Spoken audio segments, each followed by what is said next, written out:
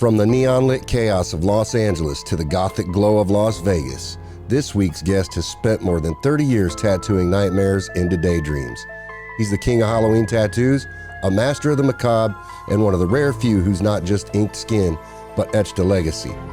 Shaun Kama's journey began under the watchful eye of the legendary Mark Mahoney at Shamrock Studios in the early 90s, and he's been haunting the industry ever since. He's a painter, an illustrator, a published author, and a fixture at the Punk Rock Museum where ink and attitude collide daily.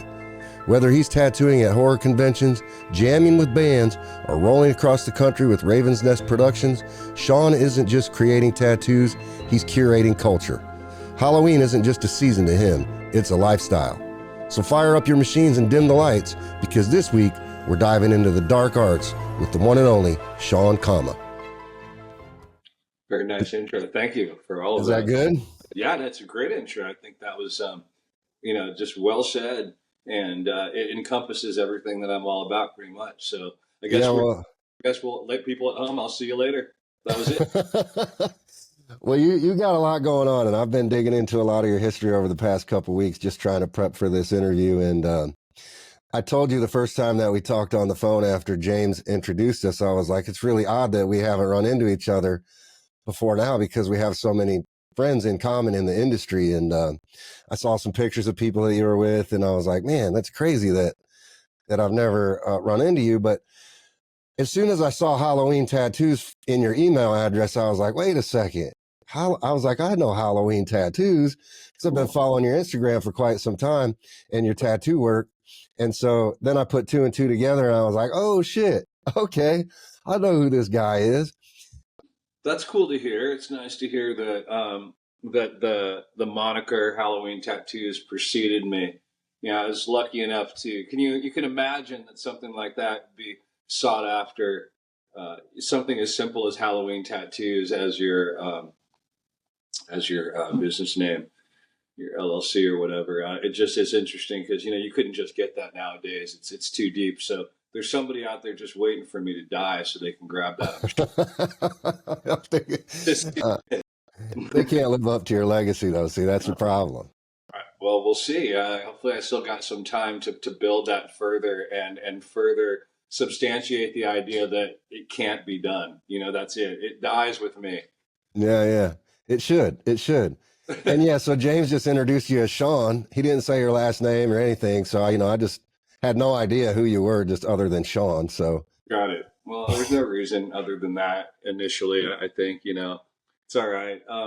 Anyways, yeah, it's nice to hear that. And I had, certainly heard of Electrum, through the tattoo industry and whatnot. I think there are interesting to what you were saying that we had met.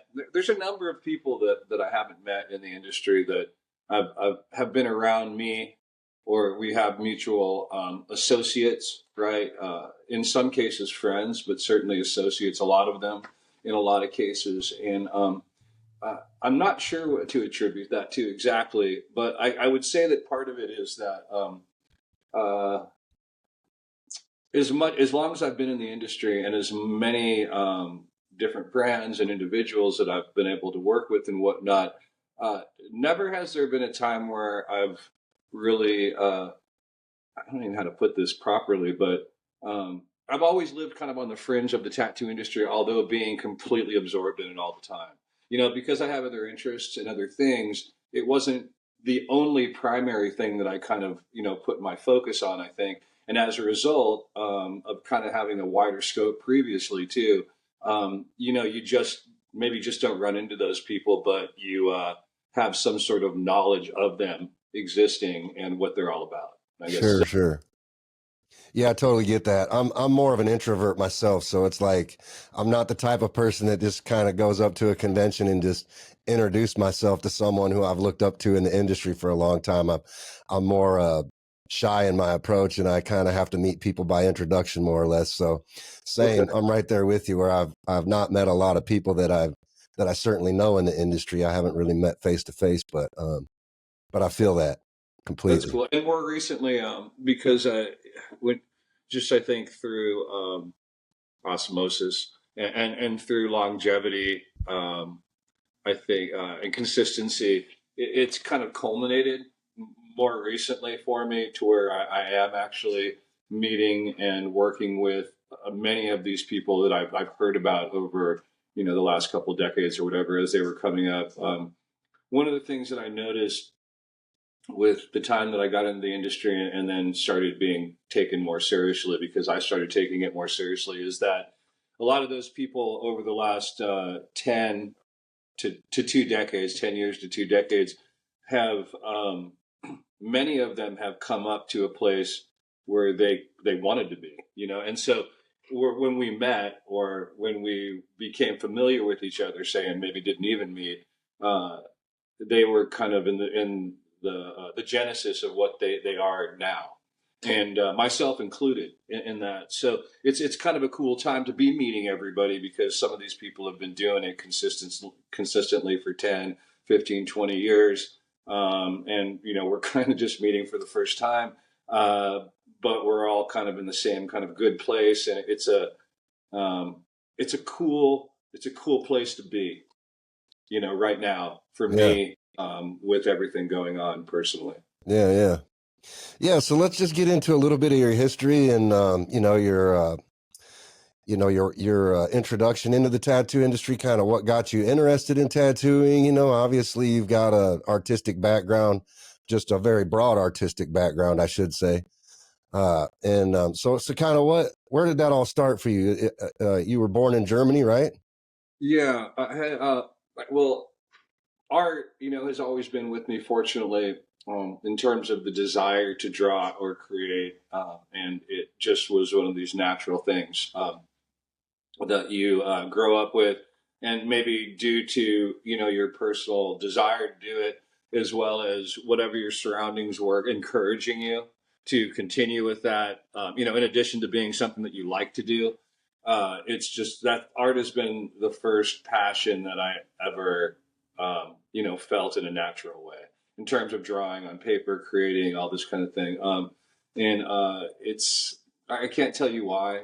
There's no psychological trauma.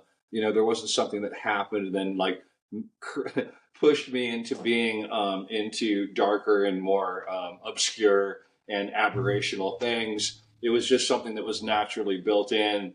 I know as a kid, when you're a little kid, obviously, and you're in public schooling and whatnot, or any kind of schooling, and they see a small child drawing creepy stuff, or things that are not like from the normal nature that kids draw, like baseball bats and people doing sports or whatever they might draw. The teachers will then question, well, are you okay? Are you psychologically fine? Were you someone hold your hand to a burner when you were a child? They just don't know. But the truth is, it was just that way, and there was a period of time jumping forward, and we'll jump back. It'll be like Tarantino. There was a period of time where I got really into music, and music's been a huge part of my life always. And I was able to, what I did do is put like art and tattooing kind of on the back burner because the focus was just touring and trying to have fun with punk rock and stuff. And then it really definitely circled back around and became the primary focus later on in life. Although it was strongly there throughout the entire time, always Okay. part of the tattoo industry. So going back to the initial question, yeah, I was born in Heidelberg, Germany, and I have no recollection of that at all. And my only recollection of Germany was later on when I was touring and spending time in Europe and whatnot. And the reason I was born in Germany is because I had military parents, and both my parents were in Vietnam. My mom was a nurse in Vietnam, and she met my dad there. So it would be formative for them both. And my dad was in combat, and he retired as a lieutenant colonel eventually. And he definitely saw a lot of awful things, we talked about over the years, but because he and her went in with a strong moral compass as well as strong ideology, and neither one of them were into drugs or substances. They came out fine, considering it all, psychologically and whatnot. And so I had the luck of having a really strong female role model early on because my dad wasn't there in the beginning, and then later on. we developed a very strong bond, um, and that's kind of where I started, was from the military family thing, and so that's kind of been instilled in me. It's probably part of the reason why ultimately I like to travel a lot, because my Yeah. mom got me traveling young, seeing a lot of things, seeing a lot of cultures and whatnot, as well as having a strong understanding of what it is to be able to do what you want to here in the United States. And the reason you're able to do that is because, in a greater sense, would be because of people like my mother and father, who took the time to enlist and make it possible for me to draw Yeah. all the time. So that's kind of part of who I am, in a greater regard. And so artistically, man, there's never been a time that I haven't drawn. Sure. And it happened to then develop into a career, and it wasn't planned. I'm going to tell you guys that right up front. There was no real plan except for to try to do something that you enjoy for a living, knowing that you don't want to work for the man. And there's a couple things that I tried that I knew that I didn't want to do, and trying to develop a way to do that under your own terms, um, and still live comfortably. And Yeah. so that happened over the course of my life so far, but it wasn't this extensive plan. And I would say nowadays you absolutely need a plan. You can't do it like that anymore. Yeah, I think a lot of people are still trying though. Did your parents really encourage your art and your Yeah, artistic desires and all that? Like they pushed you into that and kind of supported that the whole time? totally. Yeah, I mean, because I grew up with my mom exclusively, so I didn't really have a real strong relationship with my father until I was in my late teens, right? So the formative years I spent with my mom, who, like I said, was, because she was an extremely strong woman. I mean, she taught me how to shoot guns, and she taught me how to actually do everything that kind of like a dad would do, Sure. to a degree. And there was a period of time later in life where my brother stepped in and kind of helped me to be not a wayward Cain. There was a Yeah. period we're kind of jumping around where he worked as a real strong father figure for me for a few years, and until we became kind of peers. And then when he passed away, my dad really, really stepped in then, and we had more of an adult relationship. But well, I mean, I don't know if you know, but I mean, I think you see it in retrospect. Your parents were just people making really dumb decisions too. We're making emotional decisions, and they're superheroes to you, but you see their folly, and you forgive them instantly for the things that they were trying to figure out when you were growing up, as long as they weren't too detrimental to you. And so I was fortunate enough to have a mom that was very supportive and strong, and led by example, as well as a father and a brother who, ultimately stood up and tried to help me develop and be the person that I've become today. And part of that too was getting back to what you're talking about. When I started tattooing, it was at Shamrock, and it was that like year and a half, 2 year period that I spent there at Shamrock Tattoo, the original one on Third Street, was such an incredibly formative time in hindsight, and such important things developed from that period of time. My relationship with my wife, who would become my wife, I met in that year and a half, 2 year period, and everything that I've become, like on a tattoo, from a tattoo artist point of view, and partially artistically, and being in the punk rock and music scene simultaneously, all came from that 2 year period of like moving to Los Angeles in like 1990, and then everything culminating by the end of '92. And literally it's so funny how that little 24-month period changed my fucking life, Yeah. like dramatically, forever. Wow. So how did you end up meeting Mark? I mean, how did that even come about? Well, it wasn't intentional. It was the strangest thing. I had a friend who was working. See, the thing was too, look, to circle back around, I didn't really know who Mark was at the time, right? Like I had a friend that was working for the studio on Third Street. Like I'm a kid from Orange County and from Hawaiian descent. Um, but I lived in Orange County after we moved from the East Coast, which is, a whole other story. Maybe we'll pop rock around too. And I was, wasn't exactly sure what I wanted to do, but I had been drawing and doing kind of art and things like this related growing up my whole life, finding ways to make money doing art. And so when I moved to LA and I moved there to join a band called Hello Disaster that was, we can maybe get into, it was cool. It was a popular, cool act at the time. And I moved up there just on a whim because I had crashed my car. I didn't have any wheels and I just needed to get into music, right? So I'm like, fuck it, living on a couch, riding a bike, riding a skateboard. I'm 2021, this kind of a thing. I'm up there in LA, trying to do my thing. And this cat asked me if I want to do drawings and be a helper for Shamrock Studios. And I'm like, well, what is Shamrock Studio? They said, well, hey, this is Mark Mahoney's studio. He's a famous tattoo artist. And my buddy was getting into something else at the time, and they needed someone to fill his spot. And at the time, I was in Hello Disaster, and I was working at Robert Wayne's Shoes on Melrose. And incidentally, Melrose was actually really kind of happening back then. It was still like a thing to do. So it was kind of fun. But I would say that like selling shoes was not my trip, and I fucking hated every minute of being on every single minute of it. I mean, as I recall, and so the idea of making less money but working not for the man, and drawing pictures for this particular artist who was working there that I won't even mention. But so I went there to draw for him, and he was working for Mark. So at the time, it was this artist. We'll call him B, Okay. for lack of a better term. And at that time, Bob Vessels, who you may know or may have Sure. heard of, was tattooing there.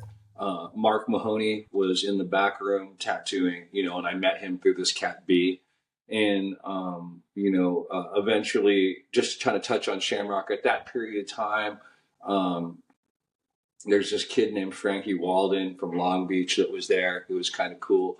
And Mike Brown, of course, and you've heard of Mike Brown. He was there a bit, at that period of time too. It was really an interesting time in the tattoo industry, as well as just in music and in general. Yeah. The early '90s was pretty pivotal, although we didn't know it living through it. At that time, how distinctly strange it was compared to now. And so yeah, I ended up they needed a helper, and what that meant at the time is something vastly different than what being an assistant and helper is today. And we can get into that if you want to or whatever. But that was initially how I got in there, unbeknownst, not knowing who Mark was until I really got into it. Didn't go in there really expecting to be a tattoo artist. I mean, I know a lot of people will probably be pissed about that. But I went in to go, I didn't want to work for the man. I would rather draw and get paid to do that and be able to do punk rock and live in my little shitty apartment with a bunch of people than have a normal job, Yeah. and not be down. And so that's kind of how it played out. I mean, for the longest time, I was just kind of drawing and cleaning the bathroom and all these kind of things that go along with that and running errands. And then it was like, hey, you want to learn how to tattoo? And this cat B was kind of teaching me, but he was not. In hindsight, he wasn't really that great of a tattoo artist, but you don't really know as a kid what's up. I was like 20, and I had moved up to LA at 19, 20. It was right at that period of time. Previous to that too, I worked at this place called Mosquito Head that was run by these two really interesting cats everybody was doing heroin at that time, Oh yeah. and they were all on heroin too. But we were bleaching T-shirts, and then they would silk spray and stuff on them, like Cool Bands and stuff. And that this bleached T-shirt look was very popular at the time in the early '90s with like Lords of the New Church or the Damned and stuff Yeah. on Yeah. the cramp.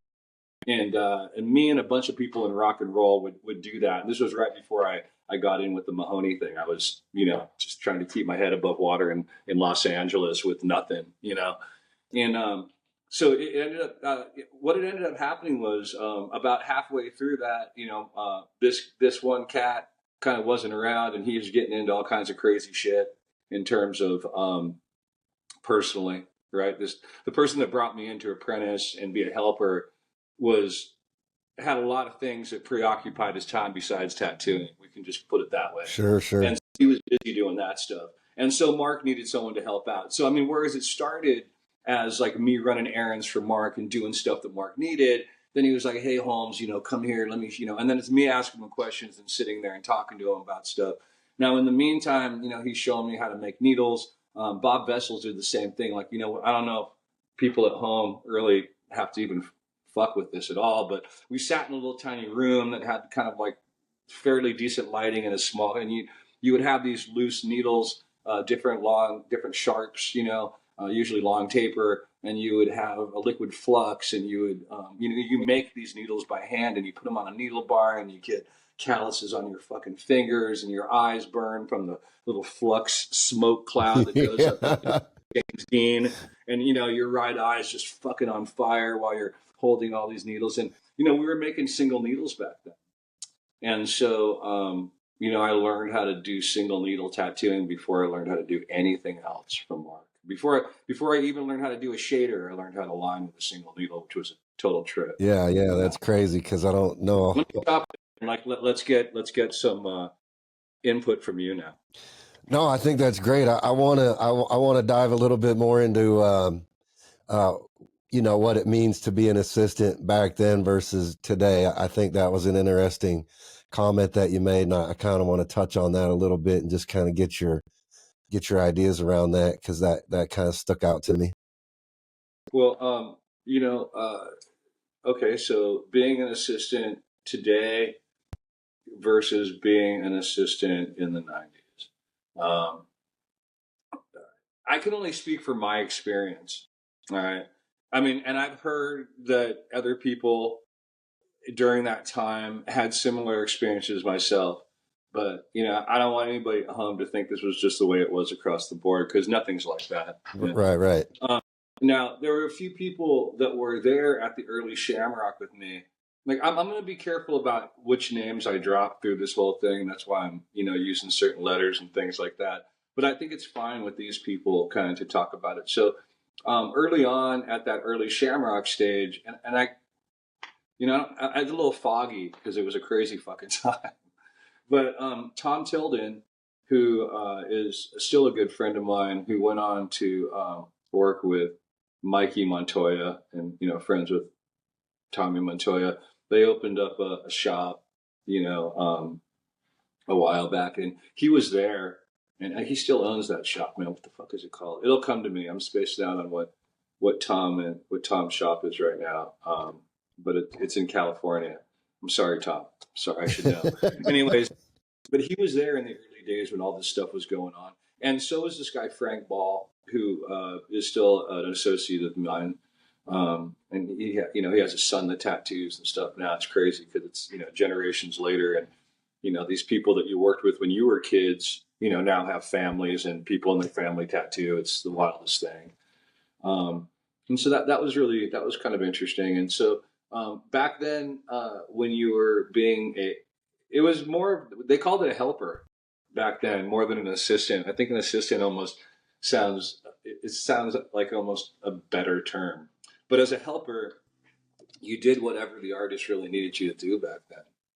And sometimes the artist asked you to do things that were absolutely not tattoo related at all. And, and you had to make that moral or that decision, that idealistic decision at that moment, And the cool thing was that, you were 19 to 21. So, you had way more, I say you, I'm talking about me, had way more or less, I had a lot less to lose, and, so much to gain. And I had a young mind. So, in hindsight, some of the things that I did do, yeah, I sure as fuck wouldn't do it.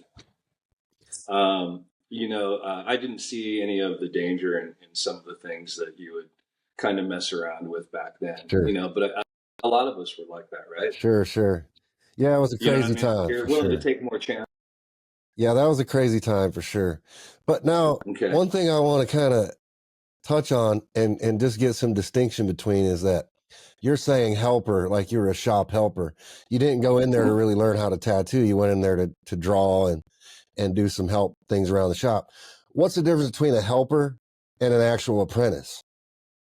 Well, yeah, I mean that's an interesting distinction, and I think that's that's going to be something that's going to be subjective, right? But in this particular case, going in as a helper, I didn't really, I mean, I didn't even think at that particular time, strangely, and this may be odd to people at home, but it didn't occur to me that like, oh, I want to be a tattoo artist right now. Like that's what I'm going in here to do. Because I didn't know who Mark was. I only really loosely, I didn't even know who the guy was that I was going to kind of be his helper. I just knew that it was a job that entailed like subculture, and I would be drawing for people. Right. And drawing is what I get paid to do. I didn't know how dreary the pay would be because I mean, the economy was different back then. I mean, you would make like $20 from each person that was tattooing if you worked for them. And so that at the end of a day, you would make like if I came home with like $80, I was killing it. Yeah, yeah. I mean, For the day. I mean, obviously, $80 did go a little bit further back then, but still, it was kind of a that was kind of how you got paid. It was just according to what you did. It was kind of like what you did for each artist, and then how well they did, and then how generous they were feeling that day. Or how shitty they were feeling that day might reflect on how well you got paid. Sure. You just never. You had to ask for things and stuff too. But you would, you would. One of the distinction too would be that like if you're apprenticing, which it ended up turning into, I am learning how to build needles. I'm learning how to deal with customers. I'm working the front of the shop. I'm the go-between. I'm the liaison between the artists and the clients that are coming in and wanting things. You're learning how to price tattoos, and that's what it developed into, just through osmosis. In a natural way. Yeah, yeah. And then you're sitting there with them, and you're saying, "Hey, Mark, why do you put the needle out to that length at the end of your or how far does the needle stick out, and then back then it was all coil machines, so you were saying you were getting in there and you're like, okay, well, they would say you want this to be a nickel, the nickel width. They would use metaphors like that. If you're going to be if you're going to be lining, you want to hit a little harder, so you might want it to be like a dime or something, and it was those kind of like loose deals. Sure. And that's how you learned how to tattoo back then, and by making needles and kind of learning about the way a coil machine runs. It was never a thing where like you have to tear this machine apart and put it back together and build your own machine. It wasn't that kind of apprenticeship. Sure. But it was like, okay, here, let me tell you, if I'm feeling good today, hey Holmes, come here, let's talk about this kind of thing. And with Mark, it was a lot. It was learning about how to deal with people and having a personality and understanding. I think the things that are really hard taught. You know how to read people's reactions to the things that you say when they're talking about what they want in a tattoo, and how to refine people's ideas down to something that's habitable, that will work on their skin in a way that won't be a shit show. To refine their ideas into something and to push them in a direction that is probably a more beneficial one for them. Sure. And how their tattoo is going to turn out and whatnot. And then another thing that I learned absolutely was a whole bunch of shit not to do. How big was the focus on Not to, I mean, like you're watching people and you're watching the way they're doing things, and you see, like you say, hey, that's not going to work for me, and you keep that, and you say, hey, man, don't do that. I mean, I think you learn if you're being, if you're really listening and you're really watching from any adult, you're going to see like what not to do as much as what to do. And I learned that was equally as valuable with the things not to do. Right. One of the things to do was don't do drugs. Like when you're tattooing. There's a lot of things, Yeah. but, Yeah. So how big was the focus on, like, not necessarily in that studio particular, but back in that time period, in your experience, how much was the focus on like safety and like, was the board of health coming into shops back then, or like, I mean, what was no, that scene like? Okay, so back in the early '90s, they were still Wild Westy. They had done the first Inkslingers ball at the Palladium, and so I had only been tattooing, a few months, and we went to the second Inkslingers ball, and I was tattooing there, and whatever I was, however old I was, 20, I guess, if I think back, and it was a time where informationally things just weren't accessible, and if you didn't have the cachet or the clout of having somebody behind you in the industry that also had cachet and clout, like you weren't really anything, and you couldn't get anywhere. It really back then, and I didn't even really, honestly, in hindsight, I didn't really realize that at all. Because you're just a naive kid. I was a naive kid from Orange County that grew up in punk rock and Yeah, you know surfing and stuff like this, and whatever. I was again an introvert that was trying to be an extrovert. I had to learn how to do that. yeah, I yeah, had to learn. I had to learn how to communicate and how to take social cues. It wasn't something that just kind of came innately to me. Yeah, sure. it's a whole other road to go down another time. But it was something that I had to develop. I had to develop being a leader, um, and it's an interesting thing that you can develop into that. By even if you weren't necessarily innately born into that, it's something that you can definitely develop. But jumping back with the whole apprenticeship deal, it's just vastly different. I wouldn't recommend that people that are apprenticing now have to go through some of the things, the character building things that I went through as an apprentice or as a Sure. helper. Some of the shit is I mean, it's maybe not even cool. It's not that cool at all. However, with that fucking being said, it was all character building, and there's also a sense today that without that, the dichotomy, the same thing in music and everything. You need that edginess. There's a great the cool thing about tattooing back then. It was a complete subculture, and that was what they used to even talk about even currently, they used, or very contemporarily, Shamrock used to have some sort of a phrase, where like highbrow and lowbrow meet, where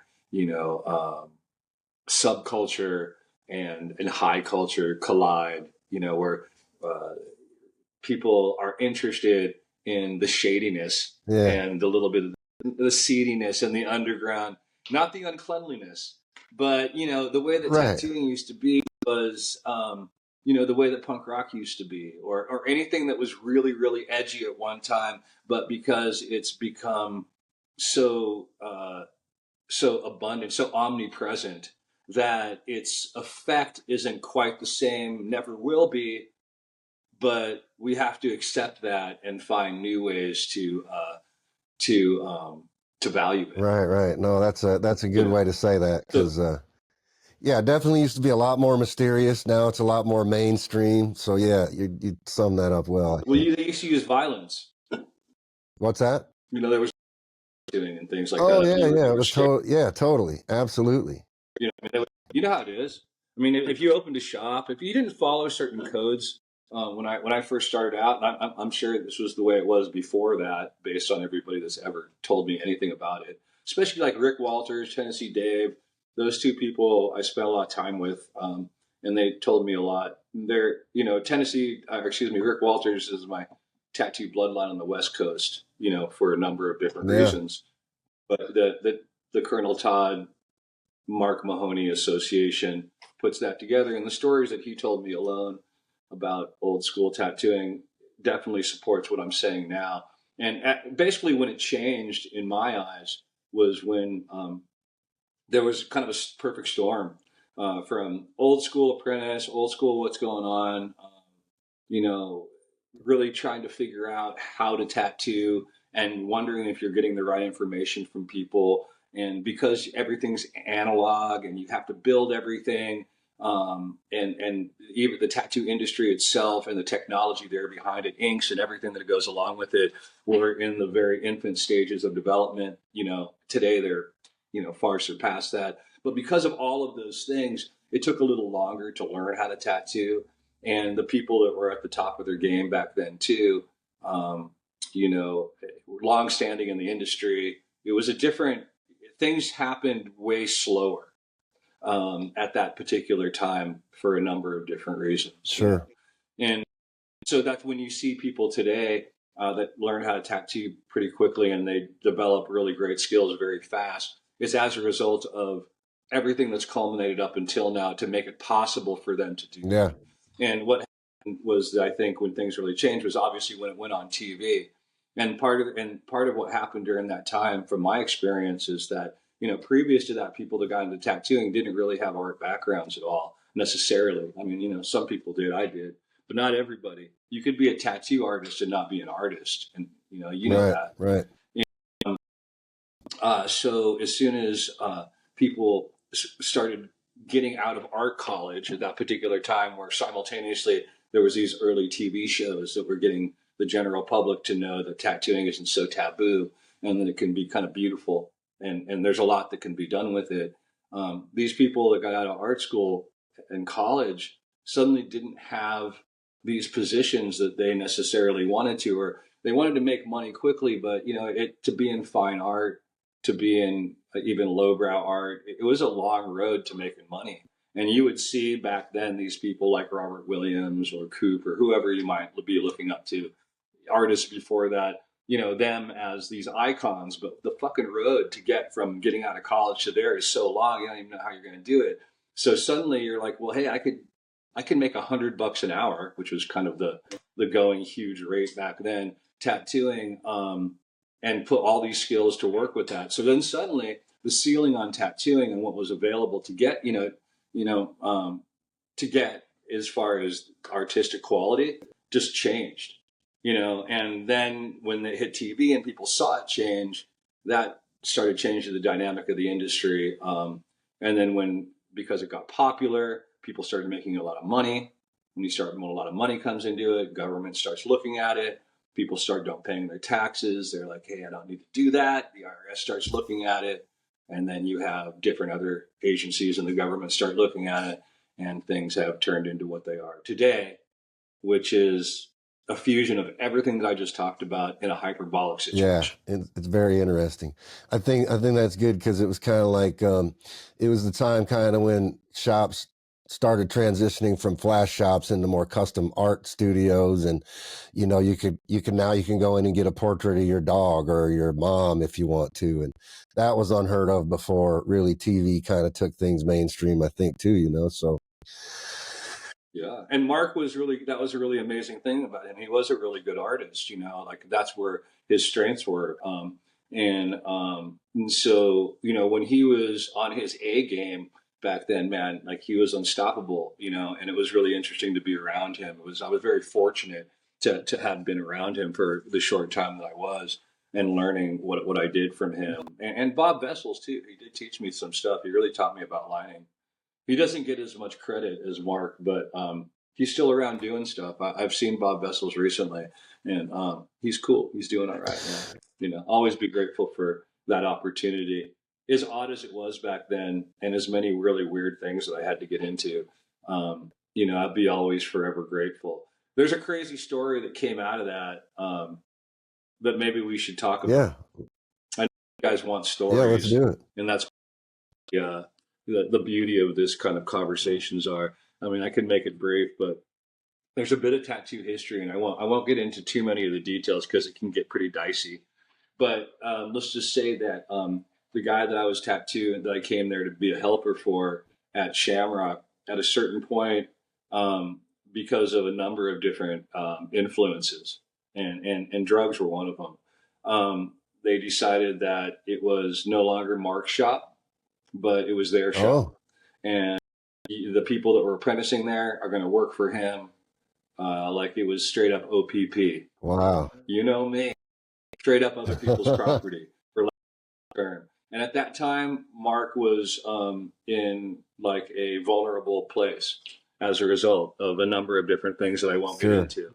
And there was a lot of people around then that were not necessarily positive influences. And it's not something that you see in the moment. Like, again, I was a kid, so I'm just there. I was pretty enamored by it all. You know, there was guns and there was things that like I wasn't around, you know, and there was this subculture of tattooing and there was interesting celebrities that would come by and there were sketchy fucking people that would come by. And it was all kind of, it was all very interesting to me. You know what I mean? And it wasn't like, there was nothing glamorous about it, but the edginess of it and the kind of the edgy punk rock aspect of it, for lack of a better term, was really, really like the subculture was really, really, for me, where I wanted to be at the time. You know? And it was such an interesting time. You know, they filmed the True Romance film. You remember that movie? Yeah, man, that tattoo scene in there, right? That's at the Shamrock that I was at, and my buddy Johnny. Johnny was the helper in that scene. He was in my punk rock clique back then when I was in Hell of Disaster. And he ended up being there. And, you know, Mark at that time, he drew up a True Romance logo for Tony Scott, which they used, you know, on the on like the DVD and whatnot. And he ended up drawing like the little cherub that said Alabama, you know, and that was all happening while I was there. And that was really, you know, that was kind of cool, you know. And but right after that happened, this whole incident happened where one of the artists that brought me in decided he was going to take over the shop for his own fucking personal reasons. And I was pretty young, and so was, I can't speak for Tom and Frank about how they felt about it all, but it seemed as if we all felt like, holy shit, this guy's psychotic and he's going to kill us if we don't get or work for him. You know, so like, you know, I had foolishly purchased a shotgun from him. That if I recall, it was like $200. I'd paid him $100 for it, and I still owed him $100. This is something that'll be important later on in the story. And so I had just met the month before or the weeks before, a group of girls came in and were getting tattooed, and they were in the acting and dancing and commercial and movie industry. And one of them would end up being my wife, Carla, eventually. But I would meet her at Shamrock in this group of girls that came in, and they were getting tattooed and whatnot, and this whole deal. And you know, I was like, hey, you want to see my band? She was like, yeah, I would. And I was like, all right, this is cool, man. All right. So I just met this girl who would eventually become my girlfriend and wife in the long run. So Bubba goes, say he's going to take over the shop one day, and he does. And he comes in there, and he had, or B, I should say, he comes in with guns and things like that. And then he left after he took over the shop to go do whatever notorious thing he was going to do, some malevolent plan. And I put all my shit in a box, and I called Carla, and I said, hey, can you come pick me up? And this guy's fucking insane. And he's taken a tattoo shop, and he said if I don't work for him, he's going to fuck me up. And I don't even recall what Frank and Tom were doing at that point, but they were probably tripping the same way. They have their own stories about it. And so I bail the shop, and she picks me up in spite of her friend going, "Are you sure you want to pick this guy up? You just met him. He's calling you from a tattoo shop saying that there's a psychotic dude that down, and you're going to go pick him up, and this is the guy that you want to go out with? What the fuck's wrong with you, right?" So she does it though against her. The advice of her friend. And and I get pneumonia, right? There a lot of shit happened between them, but I get pneumonia. I'm on the house of my punk rock house on the couch where we spent a lot of time.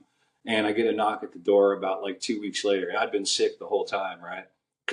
And I owe this guy $100 for this shotgun. So he comes back and he's like, hey, where the fuck have you been? You know, and I'm like, hey, you know, I've been sick. Everything was analog, right? We had cell phones. I had to walk. We didn't have cell phones. Right, so I right. had to walk to we didn't even have a house phone, right? I'm like, well, you know where I live, man. You know, I'm sick. You know, I don't have any money. I only have this little bit of tattoo equipment that I got from apprenticing and whatnot. And I left the shop because you were a psychotic asshole that like came in with guns and Molotov cocktails, literally. And he's like, well, you owe me $100. You got it? I said, no. And so he's like, give me the shotgun. So my homie at the time, who was on crack, went in the room and got the shotgun, very cracked like, and gave it to this guy. And so he cocked it and pointed at us and said, give me all your tattoo shit because, you know, you owe me $100 for the shotgun. So I'm taking your shit and then we'll call it even. And so I did. I gave him everything that I apprenticed for at Shamrock. And he was sketchy because everybody was behind me. He had a 12 gauge that was loaded with, I knew what it was loaded with. It was loaded with buckshot. The trigger was, easily pulled for someone who's on speed. Wow. And so I just didn't want anybody to die. And we were all fucking tripping out. So we couldn't believe it was even happening. It was surreal. And so he took all my tattoo stuff, and then end of story is that he eventually ended up not doing too well in life. And I heard that the psycho guy got like put in someplace permanently. Wow. But I can't really guarantee and validate that. That's story. a wild story, though. That is crazy. And that happened in the tattoo industry. It's something that's known. I mean, like you'll hear different versions of it because different perspectives. But this did happen, and as a 21-year-old kid, it was pretty fucking formative, and it was it was kind of terrifying at the time, but it was kind of cool. Yeah. It's like you were saying earlier, kind of that darkness to the tattoo studio is kind of what attracted you to the whole scene anyway. So. Yeah, I mean, you wouldn't play around back then, and people would break your hands. Oh, yeah. You definitely had to respect where you were at and the people you were around for sure. Oh, yeah, man, they weren't playing. I mean, I did a lot of stupid stuff that I can't even believe that I got away with back then. And, again, I wouldn't do it a different way necessarily because I got away with it all and it was cool. Remember, there was no cameras back then. So that whole Whitey Bulger thing where, like, if nobody sees it, it didn't happen was absolutely the way that it was back then. And so thank God that there was there wasn't a camera on every pole because there's no way we could have got away with that stuff the way. I mean, it was just it was a cool time. It was a really cool time. And, when I see Tarantino movies, it really, he really always, not to get into film, but he depicts that time so well with just the way that it was. And it was unbridled. And, if you didn't see it, it didn't happen kind of thing. It was kind of awesome. Yeah. So, I got a chance to live through that. Didn't die. Yeah, I love hearing those stories for sure. That's a cool one. I like that. I'm actually gonna do a spinoff on my podcast where I'm gonna get way more into the history of tattooing because recently I've just been going down a lot of rabbit holes with like really, really old tattoo artists, like from the 40s and 50s eras. And I just kind of really want to start. I feel like as we're going through time, we're just losing more and more of that history of the industry. Yeah. And I really want to make sure that if I have a platform that I can use it to kind of preserve some of that. And I know there are other people out there doing it, but I really want to get into some of the nitty gritty stuff and do some interviews with some people that don't get spoken to a lot, like Bob Vessels, who you spoke about. I don't even know that. I'll bet you there aren't too many people in the industry today that even know that name, right? Like. Yeah. So I think it's important to talk about some people like that and kind of what the history of tattooing really was. People now too, which would be interesting, their perspective, because like Mike Brown's son works up in Vatican, right? And I've met him over the years. He's a good person, and he would have some really interesting, because you can't talk to Mike Brown, right, unless you have a medium.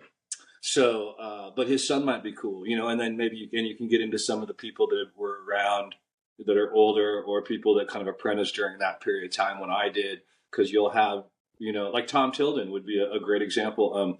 I think, also Mikey and Tommy Montoya, I mean, they're my age, a couple of years younger than me. Like, for instance, they would be great to talk to too, because they've been in the industry for a long time. They've made great impacts over the years in their own personal ways. The Montoyas, and I tattooed both of them. I gave them their first tattoos in my living room on Riverside Drive. I'd only been out of that studio for a short time, and I like I mentioned, I met my girl that would be my wife, Carla, and we were living together in the valley, and so I was tattooing out of our kitchen, and Mikey and Tommy had hit me up, because they used to come see my punk band play, and they were like, "Look, we really want to tattoo, and can you teach us? Can you apprentice us?" And I'm like, fuck, I truthfully only just know what I learned from this experience that I had at Shamrock 7 months ago, less than a year ago. So I don't really know that I'm, worthy of teaching you. But what I will do, I'll tell you everything that I learned from them. And I'll tell you everything about making needles that you want to know. and I'll tattoo you. And that's probably the best I can do because I don't really feel comfortable like apprenticing you. I don't know shit, you know? And so they were cool with that. And so I tattooed them, you know, and I told them what I knew. And they were eternally grateful. Like they're always thanking me when I see them. And we've been friends ever since. It's been like, what, 30 years? I don't know, something Yeah. like that. All these people, all Tom Tilden, Mikey and Tommy Montoya.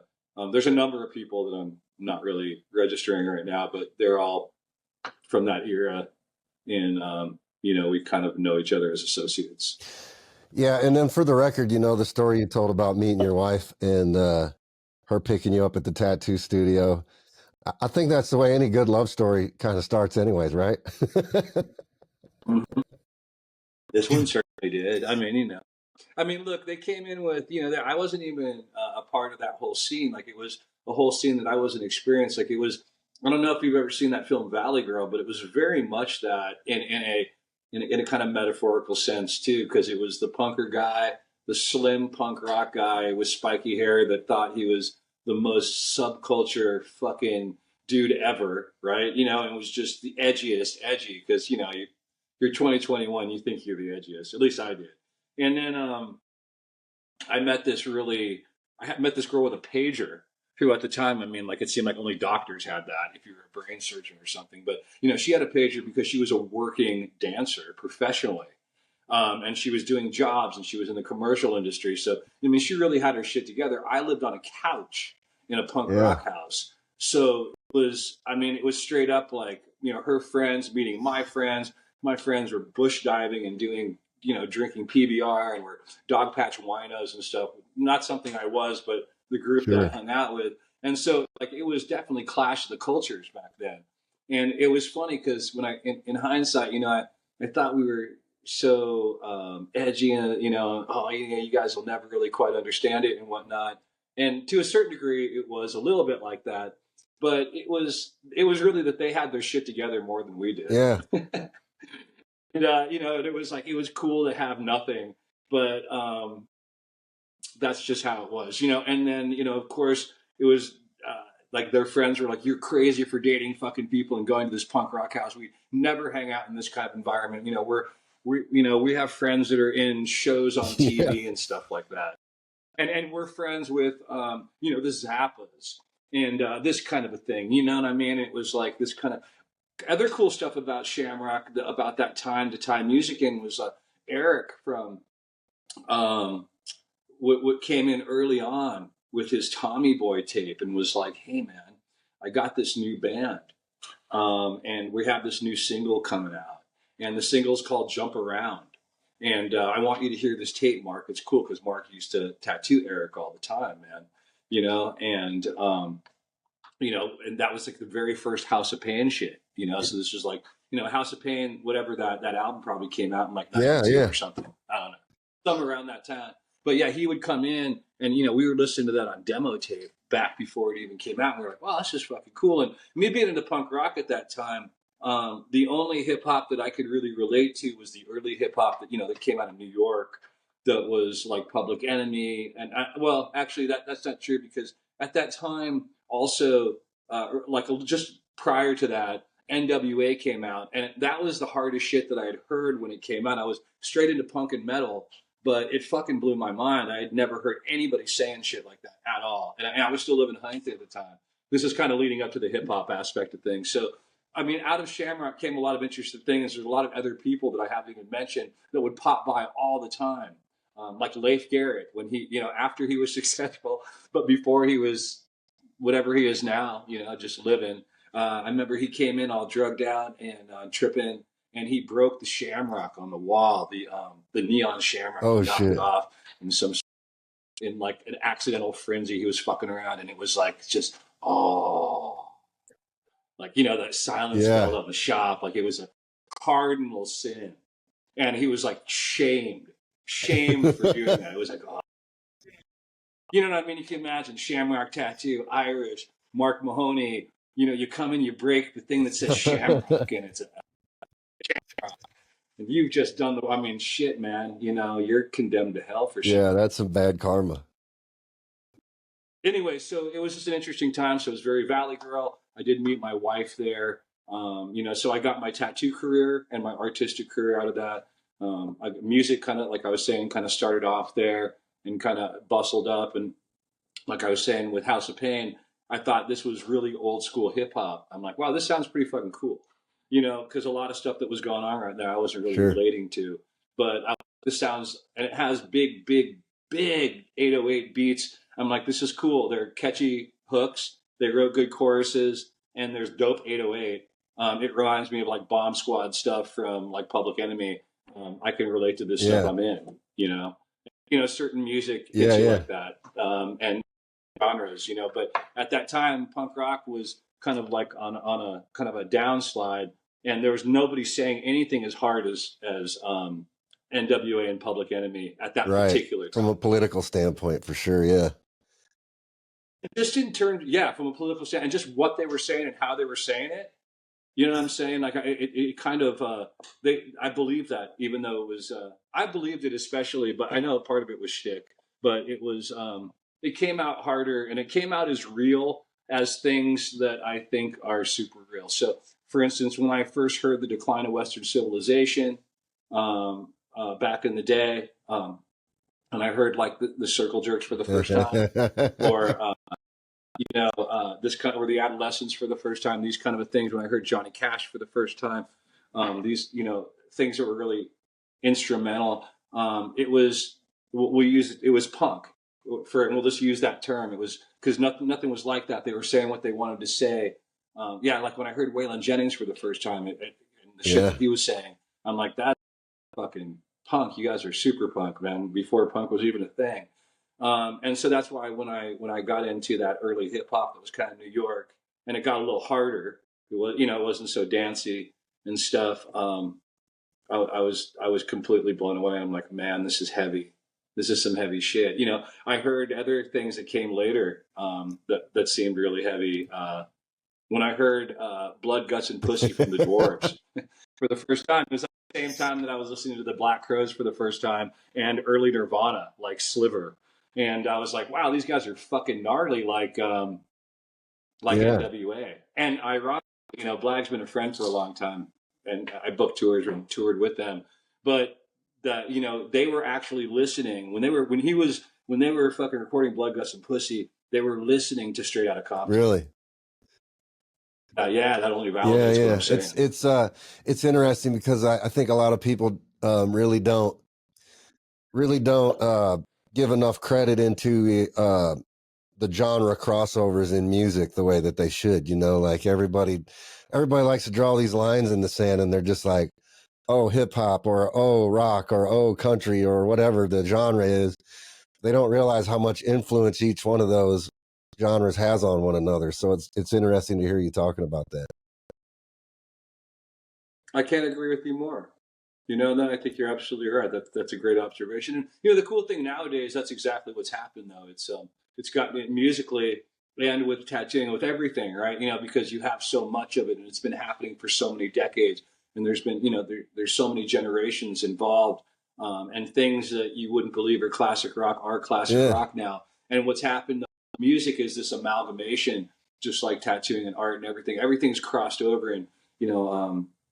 You have bands that are fusing metal, punk rock, hip hop, rap, trap, country, everything, and you have artists that are doing these multi-genre albums, and or it's just there's so many people that love all things that it's no longer this stiff and rigid situation that it used to be. And I think when you're a younger person, I mean, I can speak for myself. I had a stronger ideology about what I would and wouldn't listen to, and it mattered a little more to me what other people thought in terms of, like, I would say, hey, yeah, I'm listening to ABBA, and then I'm going to listen to the Misfits, and they'd be like, you're listening to ABBA, you're stupid. And I'd be like, and when I was younger, that would make an impact on me. But, you get a little older and you're like, hey, they wrote dope hooks, and they're some of the best pop songs that you'll ever hear. So yeah, I listened to ABBA, Slayer, the Misfits, and Waylon Jennings in a row, and Prince, and whatever, and Parliament, Yeah. Funkadelic, and then I'll listen to Mozart, and I'll listen to whatever I want to and not be That's the ashamed way it about it. should be. I think it's funny, like, because now I mean, you see it a lot more now than what you used to. But I think back to like when Aerosmith did the song with Run DMC. That was kind of like the first time something like, well, one of the first times something like that ever happened, like on the mainstream. You know what I mean? Like Walk This Way Yeah, with Run yeah. DMC, or but nowadays it's weird to me because I don't know if you're a fan of like like Post Malone or Machine Gun Kelly now today, but like the general public tends to freak out when these artists want to like, like MGK's been a hip hop guy for so long. Now all of a sudden he wants to do a punk rock song, or now he wants to do a pop song or whatever, and people just freak out. Or if Beyonce does a country music song, or it's just like it's You're gonna have that demo. To your point, you're right. I mean, there's a certain demographic of anybody's audience, whether you're an artist or a musical artist or whatever. As an artist, when you're changing direction for whatever reason, like let's just say because you want to, because you just want to do something a little different, and you don't want to continue the same fucking path because you're an artist. It feels good, right? And you're going to have people that are always going to be up against that, saying that yeah, I really liked what you did previously, and I'm not so into this new stuff. And then conversely, you'll have people that say, "Hey, I'm really glad you tried this stuff." You just can't. You got to listen to yourself more than you got to listen to other people. I mean, you can take into consideration people's thoughts on it, and whatnot, but only with a grain of salt. And it's really you got to listen to your inner voice if you've got one, and that'll really tell you what you should and shouldn't be doing. But if you let other people dictate what it is in the directions that you're going to go, you're just not going to right, go anywhere, right, anywhere fun, you know. right. Well, since we're on the subject of I music get. now, let's talk about your your musical interest, because you've done a lot in music. You still do a lot in music. You're tied to the Punk Rock Museum. So how does that how does that whole how does that all come together in your tattooing life? And when does that all start to really kind of take a predominant point in your life? And when how does that balance out? How did you find that to work out? Where were you able to mesh your love for music and your love for art and tattooing, and how have you been able to kind of morph that into a multifaceted, I don't know if you call it a career or just life passion? How do Yeah, you mesh those two worlds? yeah, it's a career. I mean, again, it came from the desire not to have to do something that was not fun. Um, I think to jump back again, and we'll get into music. Let me just take a note so that I know where I don't lose place here. So it's music. We got into it. But jumping back to being a kid, so before I moved to Los Angeles, I lived on the East Coast for a bit, and before I moved to Huntington Beach. And I had family on my mom's side of the family is English and American Indian. My dad's side is full blood Hawaiian, and so this is the English American Indian side of the family. And when I was living on the East Coast, my mom being a single mom, she had to go to medical school, and so she was working as well as doing that. So I'd spend summers with my uncle, who recently passed away, and my aunt, and they were teaching me work ethics, at like 4, 5, 6, 7. It's like in the 70s, and they were living in like outside of Cherry Hill, New Jersey, which was a country, which was very country back then, and they would have me kind of work on their. It wasn't a farm, but they had a bunch of animals and they had horses and stuff, so you learned how to deal with animals and what this kind of thing. Now, I had when I was a kid, I had to get over a few things. I had some pretty strong allergies, and so I wasn't actually able to be around the horses and stuff back then as much as I can now. I've developed past that. But just so you know, when I was growing up, I had to overcome massive allergies, massive asthma, which I also overcome mostly, speech impediment, which was I couldn't say R's, and then some sort of like a psychological trip where I had to kind of learn social cues that Sure. didn't come as naturally, right? So I had all those things going on. as a little kid. It's always hard being a kid anyways, but when you have extra things to overcome, it kind of sucks. So, but anyways, that lends to learning how to deal with farm animals and learning your responsibility. My uncle every morning he had an asphalting company, and he just did like industrial and commercial asphalting, filling potholes, driveways, tracks, whatever. And he would take me and my cousin out, and we had to work with him in the fucking New Jersey sun in the summertime while I was on vacation from school. We get up at 5 a.m. every day and work till about 3 p.m. every day, and then go to the elk club. And then he would drink beers and we'd play darts and he'd eat pretzels. But we were shoveling, and the asphalt's super hot, smells Right. like shit. First time I ever, drank gas inadvertently, trying to siphon it. First time I used a jackhammer. All that lended to not wanting to fucking do anything like that for living. Right.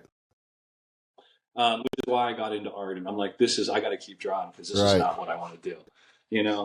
And that's where it kind of so you understand my background. So then jumping forward, I was super shy and really was, as much as I loved to sing, I was very apprehensive about like self-confidence and like self-worth as a kid because I was overcoming all of those maladies.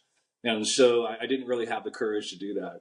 Although I like to sing a lot, and I continue to draw nonstop. And that's where I put all my time into, was not getting to know people, but just drawing and being into stuff like that, and kind of learning about my American Indian and especially my Hawaiian culture as a young person.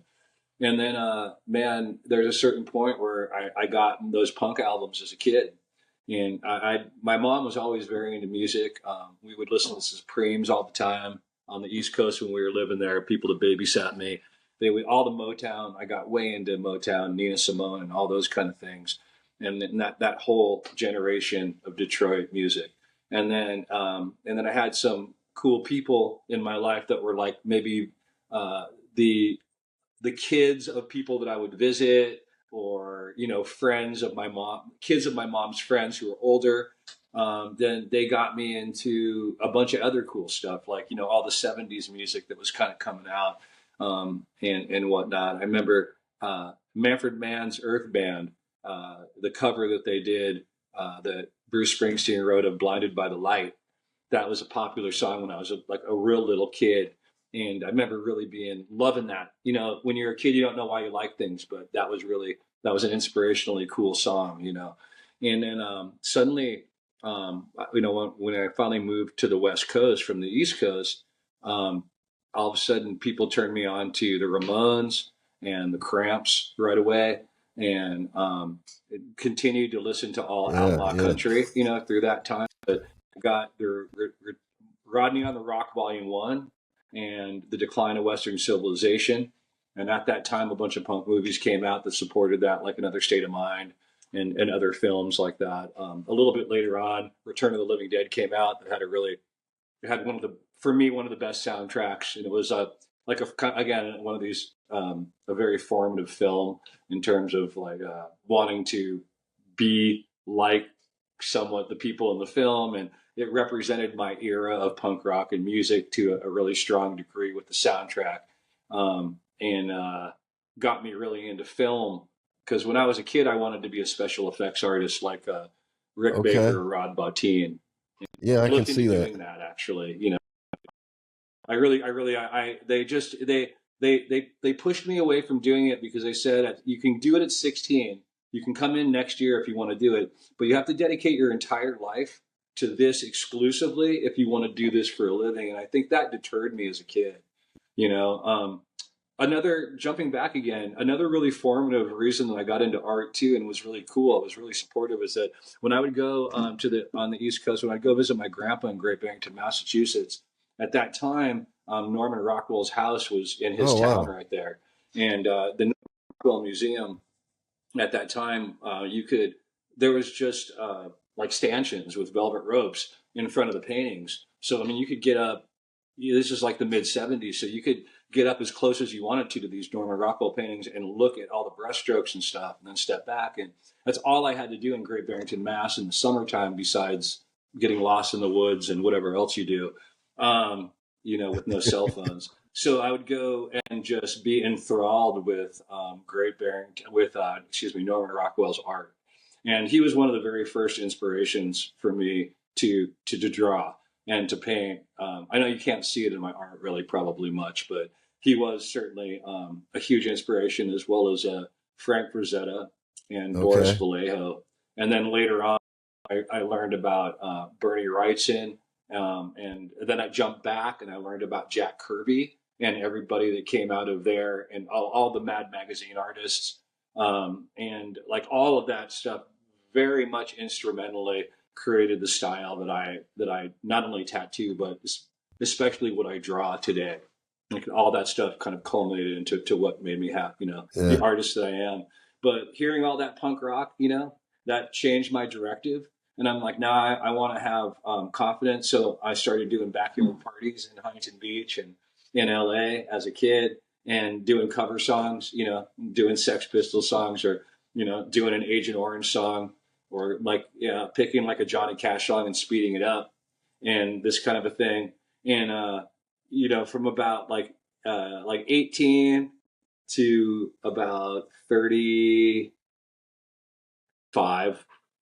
I really focused on music. And there was a time there when, in punk rock, I didn't think we had any chance of having a career, although I really tried hard to have one. And even when everybody blew up in the early 2000s and went platinum, we weren't doing that kind of punk rock. I was always inspired by bands that mostly didn't have much Sure, sure. commercial success.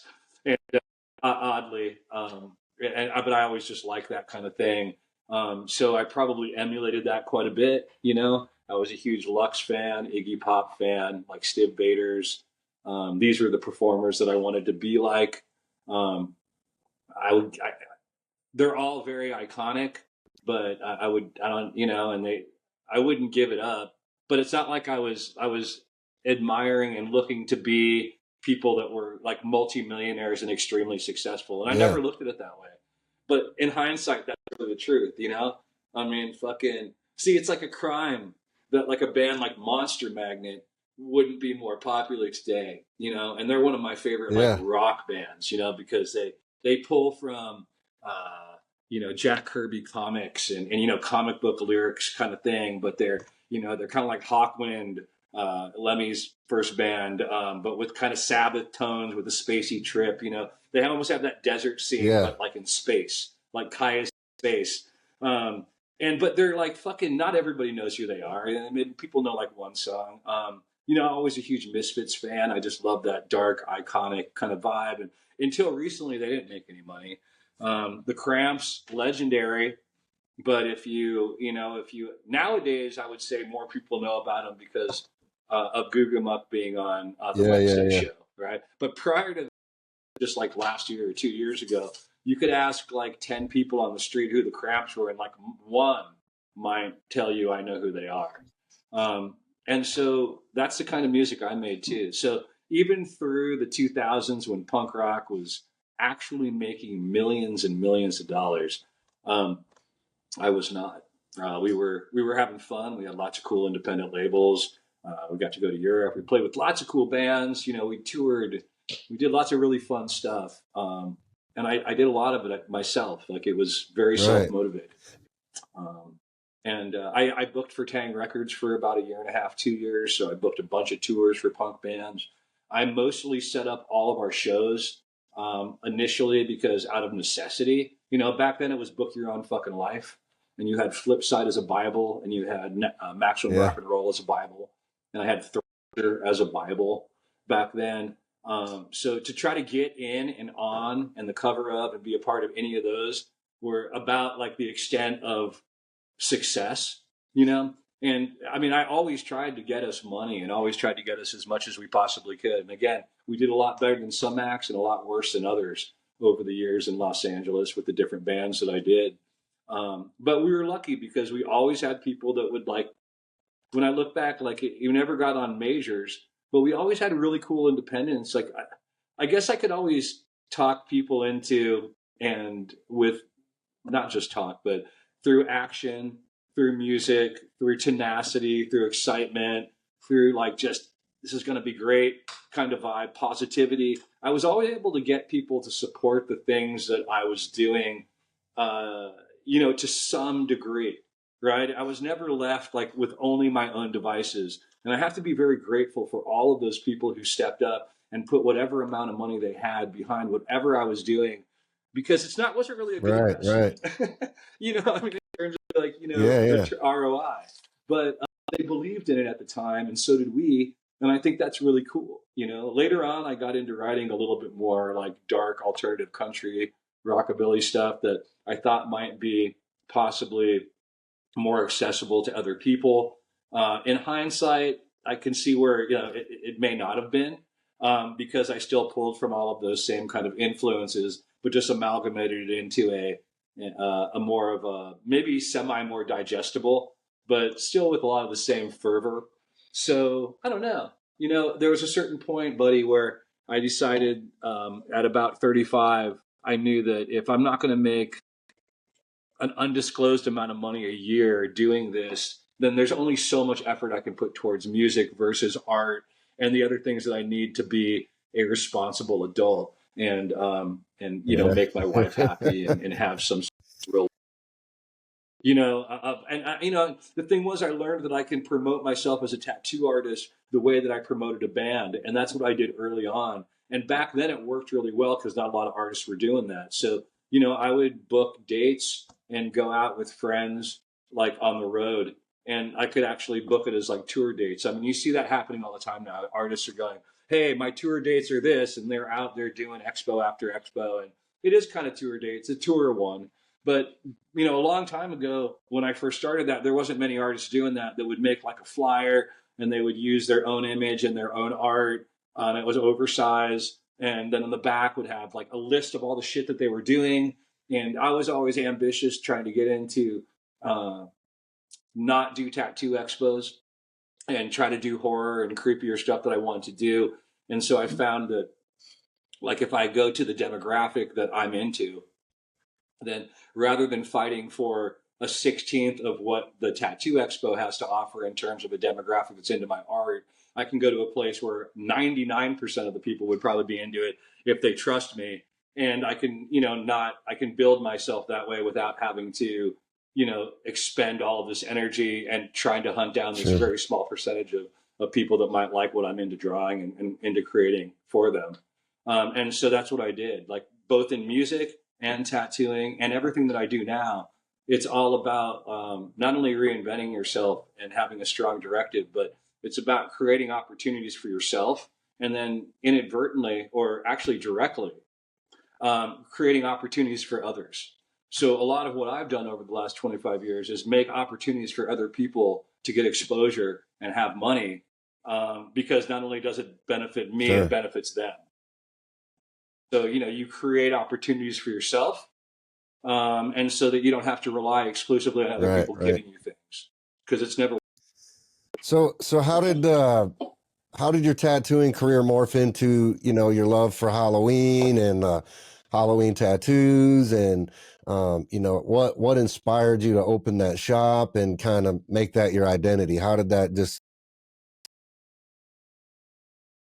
Well, when I think back, I realized in the Mark Mahoney days, I had to, in the Shamrock days, you got to have some sort of an identity. Even then, I realized, subconsciously that, one of the things that really that stood out about Bob back then, Bob Vessels, and what stood out about Mark Mahoney and some of the other people that I met in the industry is that they had extremely strong personalities, and that was part of what was the draw in getting clients. I mean, you do want to be a good artist, but bedside manner is very important, and it's very important to have the people that you tattoo actually like spending time with you.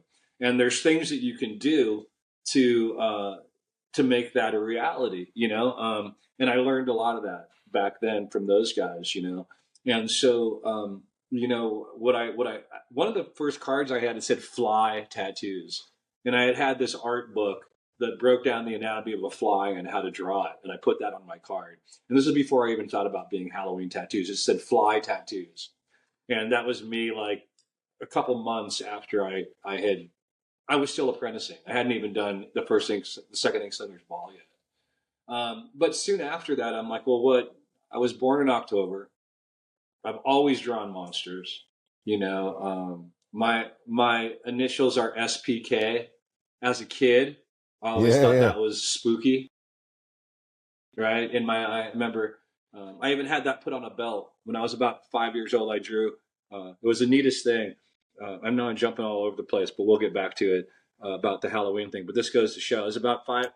Let's see. At 3 years old, I took my very first picture in the skeleton costume that I got from Kmart, and it was Ben Cooper skeleton costume. And I had both my jack-o'-lanterns next to me, and one with the jack-o'-lantern pail. And underneath that mask at 3 years old in Costa Mesa by that fireplace, I was making this face. And that's what I thought that I was terrifying. And this little skull plastic thing on. But in that picture, I recall looking out from that mask and being like, I am scaring fucking people to death right now with the Wolfman thing. And so that kind of came naturally, right? And then later on, my mom was cool. We went to this lady, and she said, I can put all of your drawings on a belt. And I said, even though they're monsters, you can put them on a belt. And she said, yeah, absolutely, I'll do it, with leather work by hand, someplace in like Wow. Topanga Canyon, I think. So I drew out on the strip all the monsters that I wanted to have on my belt. And I was five, and she did that, and she put them all in there. And they Really? look just like my drawings. I mean, I still have it. And I was so proud. I was so proud to wear that belt, as I recall, and it was just such a cool thing. So jump forward, Halloween tattoos was available. Who would have thought? And so I jumped on that shit right away. And part of my success, a great deal of my success, was meeting Carla, the woman who would be my wife, fairly early on in my life. I mean, I think that for a lot of people, that could be the case. And when I look back, that was a very, very important and pivotal time for me. And although, like any relationship, especially one that goes back as far as that, um, she was part of the reason. The reason I'm saying that is she's part of the reason helped me get organized. Like, hey, you got to make this your LLC. You got to get Halloween. Let's lock that shit in. Let's get all the stuff that relates to that stuff. As we went along and as we went out of an analog era and into Hmm. the era that we're in now, which is pretty fast and hyperbolic. She's been helpful along the way with like IT understanding and all these kind of things. You develop as an individual from this analog era into something where I'm surprised that I have the understanding that I do, even though it's limited sometimes. And so all of that culminated into the idea that, hey, just embrace who you are, push out there who you are, whatever it is, and with tenacity and follow through. And the most important thing is consistency, right? Consistency and quality to the best of your ability. You can totally succeed, but you need a strong brand. And so, loving horror, loving sci-fi. The very first movie I ever saw, my mom took me to in Costa Mesa. I was 5 years old. The very first horror movie, and I saw The Creature from the Wow. Black Lagoon in 3D with the Legend of Yeah, Bigfoot, yeah. just like he was 70s version of what James did earlier. Um, the movie theater, right? That changed my fucking life.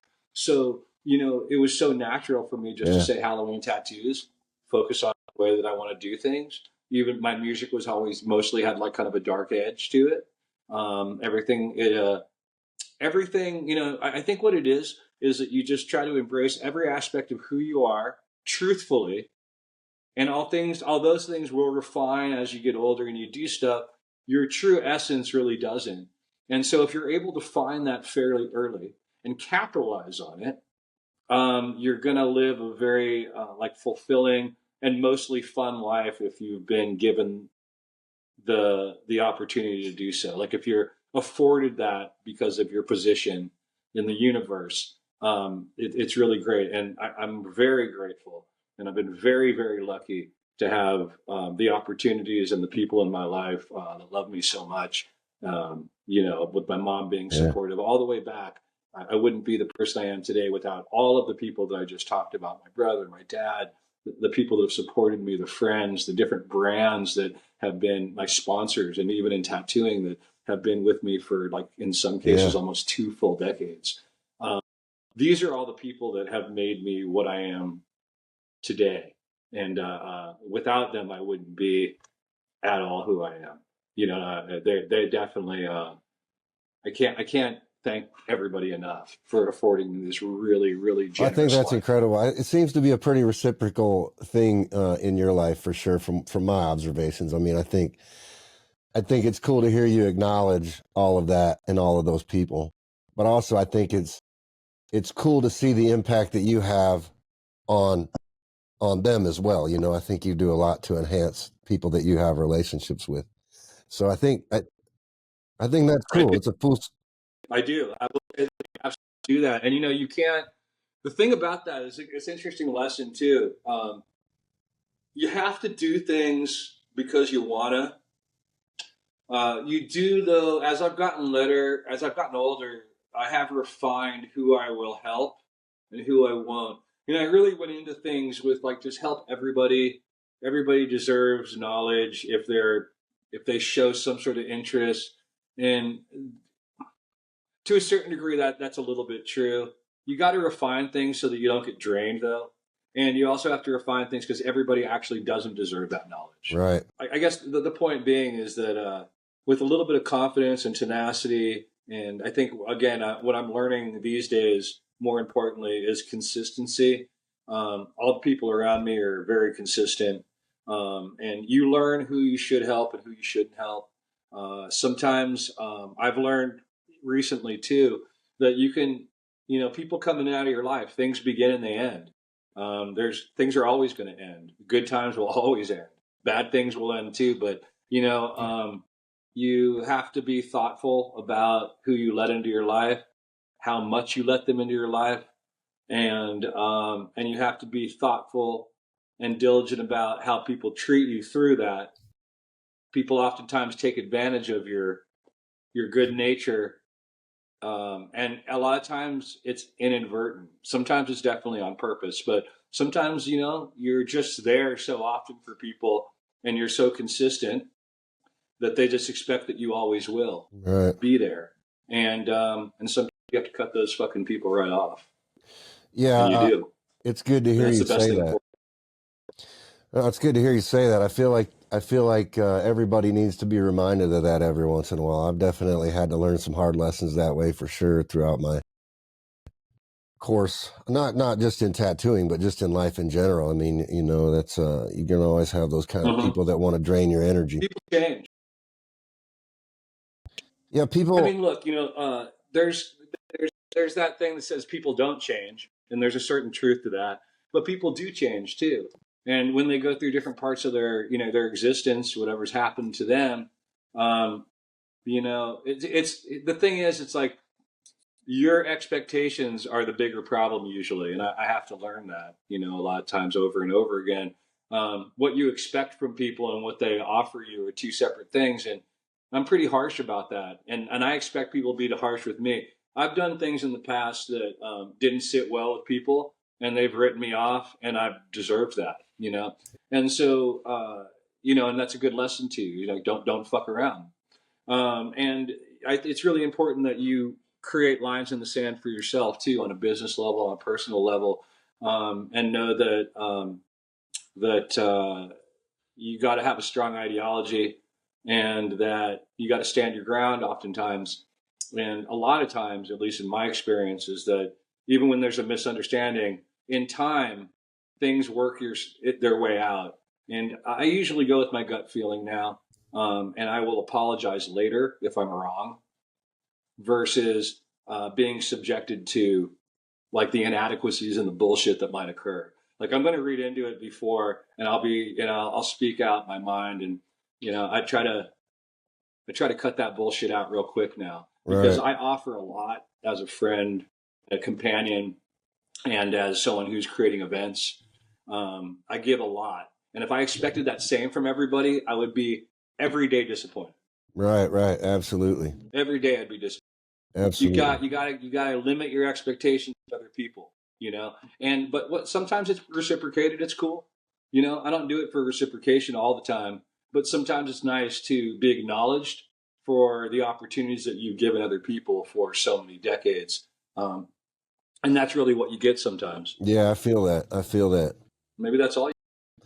I feel that, man. Well, let's talk about the Think good of it karma, like right? that way. So like let's talk about what's going on in life today. You got you're paired up with James over there and some other people behind the scenes. You've got Raven's Nest that you're, just getting off the ground. But even before that, you've been doing some stuff with Buffalo Chip for a while now, and some charity stuff. So let's talk a little bit about that and the passion behind that, and kind of what inspired you to start that whole thing, and kind of where you're taking it today and what's going on. Okay, well, Raven, to start with, Raven's Next Productions is a new production company that James and my wife Carla, myself, our partner Isaac, and Sarah. That's that Bing that we created. It was initially I wanted to do. I started a previous company with a different partner that just didn't work out exactly, and but it started off as mobile tattooing for events because I've got like over the years in music and art and tattooing and whatnot, I've just gotten to know a lot of promoters and bands and artists and production companies, all this kind of stuff. My wife and I have been in the entertainment industry for years. My wife is deeply in the entertainment industry. We'll have to talk a little bit more about that later, but as a result, I have a lot of interesting connections that you don't just utilize loosely and flagrantly, because you know how connections are. You got to be cool with them. You only pull that card when it's really necessary. So we started this mobile tattoo thing because we were seeing all these events that didn't have mobile tattooing. I know there's a lot of people out there doing it, but we had some different ways of doing it with all my different sponsors and the different things. And um, so we started that idea, and that didn't pan out. And so I wanted to continue doing that concept, but on a bigger scale. So I got with the team that I'm with now. And that's our ultimate goal is we're building out this mobile unit that we can then get these contracts for, and we'll have a real good time with that. And that's just part of what Raven's Nest Productions will be doing. But the difference is, again, we have a lot of great sponsors and we have the tattoo industry behind us, which is a beautiful thing that not everybody has. In addition to that, we want to get into creating our own events where tattooing is just a part of it. So our Genesis event for Raven's Nest Productions is creating a nationally marketed tattoo contest with many of the major brands, and they're in a non-competitive kind of forum. So everybody's even playing field. Everybody's cool with each other, and we got Mario Barth and Intens involved, and a number of other really amazing brands, Derb and True Tattoo, and Inkies and Shaun, and the list goes on. We can get into that later even further. But we needed some sort of an event that would be a way to like amalgamate all of these different personalities and brands into one situation, so that we were working with them and we got a feel for each other, so then we can go on and continue on with these other ideas that I spoke about. And so the Buffalo Chip was something that started 15 years ago, and it was that demographic I was very enamored by. Although I'm not a motorcycle rider, I never really got into riding motorcycles because truthfully I didn't want to fuck myself up, and so being an artist. But I like that demographic, and again, coming from a military background, there's a lot of that out there, and so in researching in the with waving the flag of creating your own opportunities, right? I had a few tattoo programs that I was running in the horror community, but I wanted not horror, but horror community. And so I wanted to get into the motorcycle community. So this is how we're getting to this event that we're doing on August 3rd at the Buffalo Chip at the Crossroads, which is the tattoo contest, chipping in. So the biggest campground and concert venue in South Dakota during the motorcycle rally is the Buffalo Chip. And it doesn't take much research to figure that out. So I went out there. I didn't know how to get a hold of anybody. So what I did one year, because this is what you do in analog times, 16 years ago, 16 years now. I was like, okay, well, I'm just going to cold call that place. They have a shit for a tattoo program. I want to be the guy that does the tattoo program there. I've got enough sponsors under my belt, and I think I have enough artists that would trust me to put this together and bring them out there. Was my mentality. So I went out to Sturgis one year and looked at what downtown was all about and whatnot, and never even went by the Buffalo Chip. And the reason I didn't was, in a nutshell, the person I was gonna go out there with and like split the cost of the whole thing, like flaked on me the day of the trip. They just never showed up at the airport. And I was on like very little sleep because we played a sold out show in LA at the Key Club the night before. And so I went out there, and because that dude didn't show up and everything fell in my lap and every expense was on my fucking deal, I didn't expect that. I was super bummed out. And I went fishing for 2.5 days and just went downtown and whatnot and didn't think that I was going to get shit done. The next October, and I gave up on that, but I didn't give up on the idea of getting a program at the Buffalo Chip. But I just went home with nothing successful except for catching trout. And so that following October, I was doing a spot in a booth with Vintage Tattoo um, at Mario Bar's Expo in Las Vegas. And Greg Smith, the right hand man of the owner of the Buffalo Chip, who would become one of my closest true friends and brothers, came up to the booth because he was there for Bike Week and it was dead.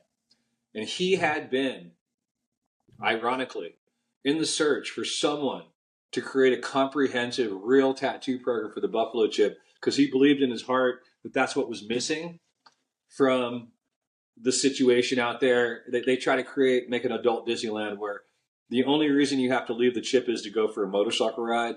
Otherwise, you got everything. You don't have to leave that location. Okay. You don't have to leave the site. And so, he knew that he had a shit program. So when he came up with the Buffalo Chip hat on, I said, "Oh, hey, man." And I told him that loose story of what I just told you. And he goes, "Well, ironically, I'm looking for someone to do this." And we had that "Are you full of shit" moment, which we both weren't.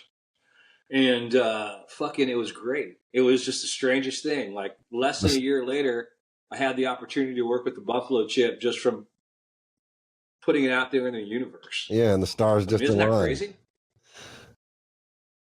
The stars aligned, right? So we did the very first thing we did with them was this thing called Sturgis on the Road. They were going to try to take the Buffalo Chip on the road and go to all these different cities and basically bring like live music and what happens at the Buffalo Chip and in Sturgis, just around the country.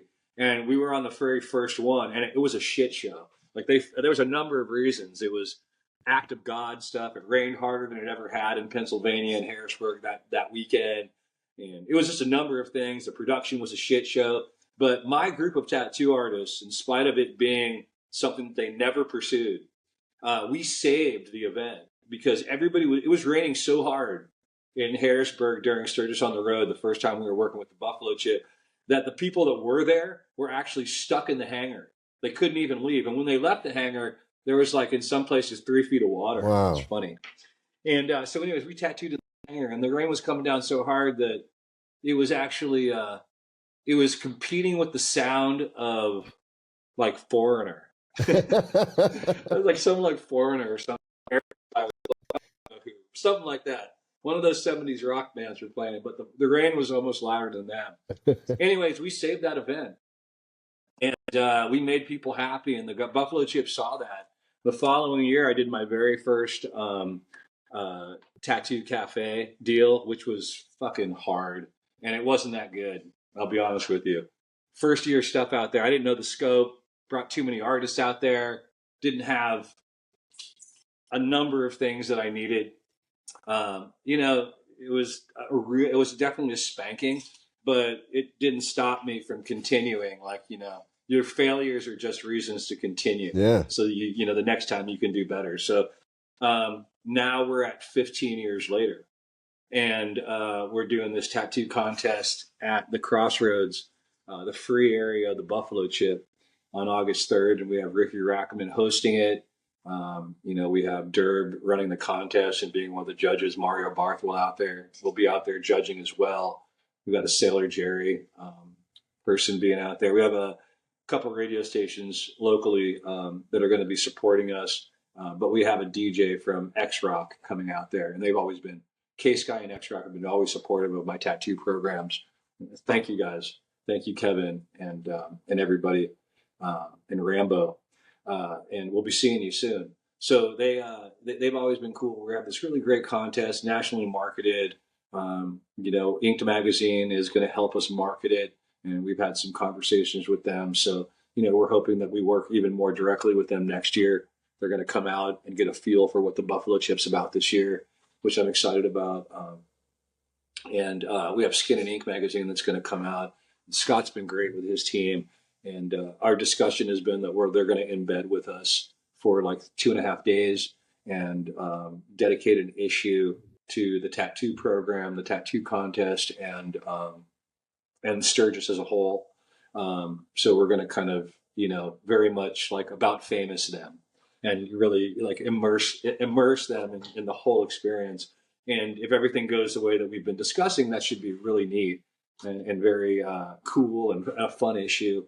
So I hope that kind of comes together. And we're really lucky because we have, your company, Electrum, and a number of other companies working with us, Tat Soul, Inkies, Critical, like I said, Intens, and Bishop.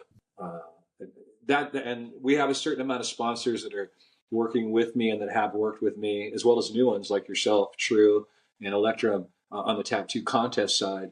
And then we have a number of other sponsors, and some of the same overlap, that have been sponsoring the Tattoo Cafe for the last 15 years. And we always add to that too. Richie and Seth from Hustle Butter have always been so awesome and so supportive for so many years, and I can't tell you how important Shaun from Inkies, Shaun Hoy, has been in my life. Yeah.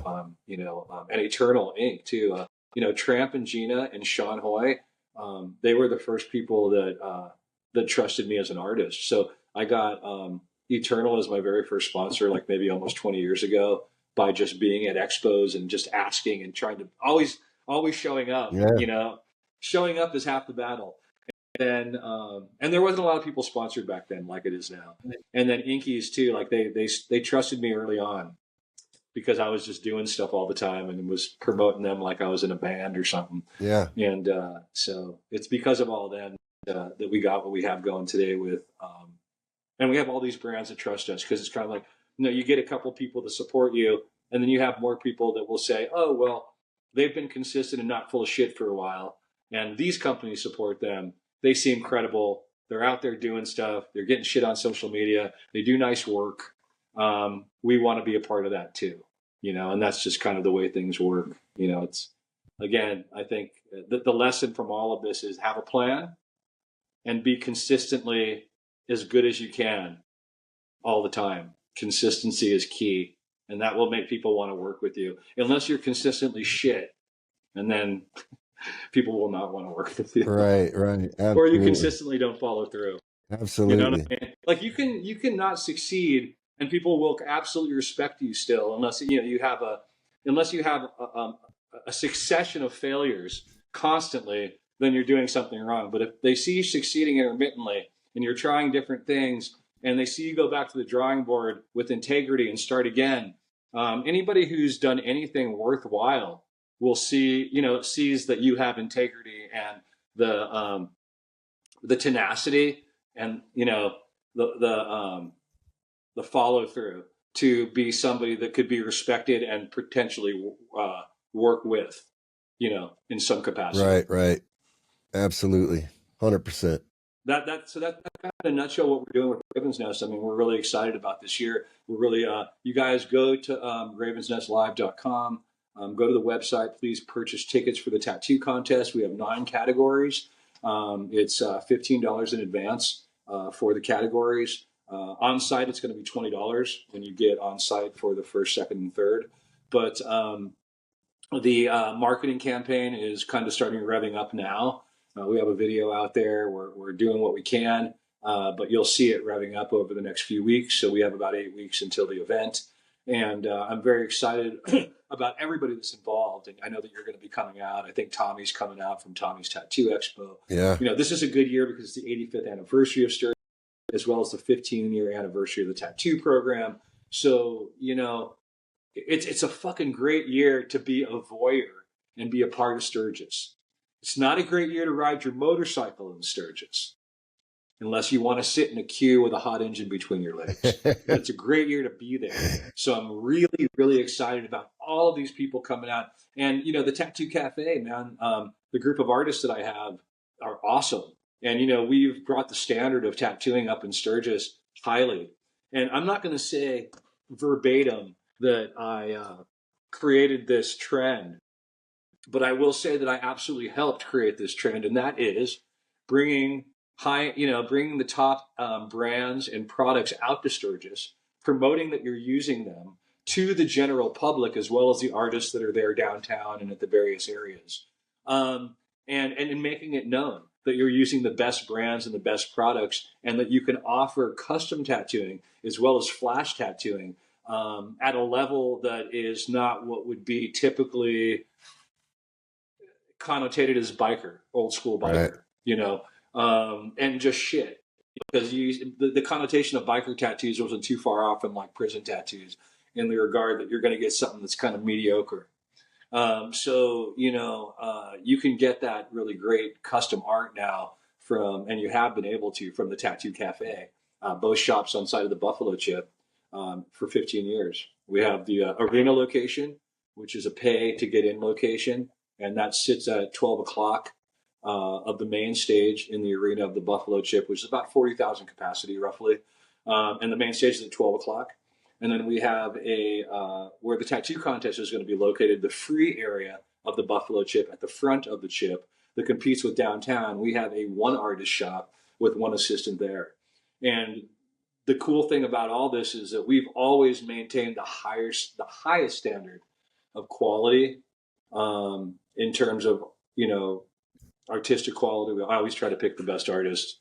But also the health department calls us the gold standard in Sturgis because of the nature of all the brands that we use, the way that we do things, and how we offer things. And we are more expensive. We are. The arena is a little more expensive than you would get downtown, and even the Crossroads competes with downtown. But I would say that we, in some cases, we're a little more expensive. But that's just because we offer quality, right? And we offer the best brands and the best products out there. So we offer competitive tattooing. It's what you would see across the board nationally, but we're not lowering our prices or anything like that because we know how good we are. We know what we offer, and quite honestly, you get what you pay for out there. Right. Well, talk specifically about chipping in and what is chipping in and what are you raising money for, and let's get into some of that. Well, cool. You mentioned previously that you're trying to keep the tradition and the older traditions as well as the knowledge passed on and continuing forward so that we don't lose it completely. Even though we're going to lose the physical souls, the knowledge and understanding shouldn't be lost. And one of the ways that you can do that is by supporting the Tattoo Heritage Project. One of our board members, Kevin Royce Johnson of Raven's Nest, is also on the Tattoo Heritage Project board. Great guy, one of my best friends, and what a great ally Kevin Royce Johnson is. So thank you for being on our board. And so by supporting the Tattoo Heritage Project, which is a nonprofit, they are every day trying to keep everything alive that we just talked about. And so we're trying to build awareness. It's more, what we're doing is building more awareness for them than we are, being able to be charitable. Certainly we're going to be asking people to donate, and we're hoping that people will donate to the Tattoo Heritage Project, as well as I'm sure we'll have a box on site and a number of things that we're going to try to generate awareness and some sort of income for them, because they struggle constantly to keep funded. So people at home, if you want to keep tattooing and the history of tattooing alive, donate a little bit of money to the Tattoo Heritage Project. easily found, and they will be greatly appreciated, and you will be keeping the tattoo industry alive in that history. So we decided to work with them for all the reasons we just talked about, and in my history in tattooing, the industry by and large supports this particular brand and nonprofit. So we're bringing them out there. I know they're touring around on their own, trying to bring kind of a rolling tattoo heritage museum to Sure. different events. I think they worked with Troy recently, Mm-hmm. Bill and Arts, and that's something that I'd like to see happen more. Like in a perfect world, Raven's Nest Productions will have events that we do, and at those events, we'll bring out a small version of the Tattoo Heritage Museum project with us, so that we can have people interact with that and become aware of that. That's the ultimate idea. And the bigger we can get it, the cooler we can do it, the better, right? As we gain money, as they gain money and clout and awareness, we're hoping that that's a reality. So with with everything that we're doing with Raven's Nest, it just kind of makes sense to try to support the tattoo community the best of our ability. The brands that we're working with all do the same thing. It's just kind of working with people that you like, that you respect, that are also supporting things that you feel strong about, and that's what we're doing. This is a symbiotic relationship that we're having with everybody. In a general sense, that's how I work. And that's how we're working with this Raven's Nest Productions and everything. Our board members of Raven's Nest Productions consists of some really strong individuals. The people that are instrumental in on our board are Mario Barth, Kevin Royce Johnson from the Tattoo Heritage Project, Sean Hoy, Jeremy from Sullen, Derb Morrison, which is a pretty powerful board, obviously. Sure. 100%. Yeah. Understand those people, and then we have all these various brands, like I said, that are working with us, that are in kind of on a non-compete kind of leveling playing ground. I guess it's more like with the tattoo contest would be more akin to a tattoo expo, where you might have a couple different ink brands and a couple different things. It's like you don't have that Coke Pepsi rivalry, not with us. Right. Not with the situation that we have. It doesn't make any sense. So the idea, though, is that to amalgamate everybody's reach, and that's where everybody really gets it anyway. So when you have like Inked Magazine, when you have the Buffalo Chip and all of their reach, they've been very kind enough and generous enough to let us use their decades of reach and demographics. You have Sullen, who has millions in each one of the different categories, whether it's the collective, the art, the clothing. Right. It just go, Intends, True. You have all these, Skin and Ink Magazine, all these brands that are working together, so that when we put this marketing out there and whatnot, they're collaborating and they're working together to get it to more people, and I love that idea, and I'm glad that we're able to be that institute that people feel comfortable with, to work with in that regard, and that they're able to kind of lower their defenses to a certain degree and not feel inhibited about working with competing brands. Yeah, I'm glad that you're doing it that way, because I was pretty stoked when I got asked to be a part of it too, and I think it's something that we see a lot in the manufacturing side of things, is just the constant rivalry, and it's crazy how detrimental it can be to progress, for the industry as a whole, so I think it's great that you're kind of working to bridge that gap a little bit and bring some brand owners together for an incredible event, and without the politics involved at all, and just everybody working to, like you said, spread awareness and make it a great event for everyone, and just support the effort, and I think we need a lot more of that, especially in today's tattoo community. Coming up against regulatory stuff just alone is a monumental task that we have to band together to be somewhat successful on the other side of. So So I think it's great that you're doing that, and I'm super stoked to be a part of it. And like I've told you every time we've talked, if there's anything that you need from me specifically, or any of my resources, or I'm more than happy to help you, or any of the other sponsors of this show for that matter. I love all those people that you talked about, and I've been in spaces with them at one time or another, and worked on things with them at one time or another throughout the course of time. So I'm more than happy to be standing next to them people in Sturgis for the event, and super, super proud to be a part of it with you. So I want to thank you for including us. Absolutely. It's great to meet you too. Like I said, it's really odd that we hadn't met previously, but we have so many of the same associates and whatnot. So it speaks ahead of our even meeting each other in terms of like credibility and whatnot. So I'm grateful too.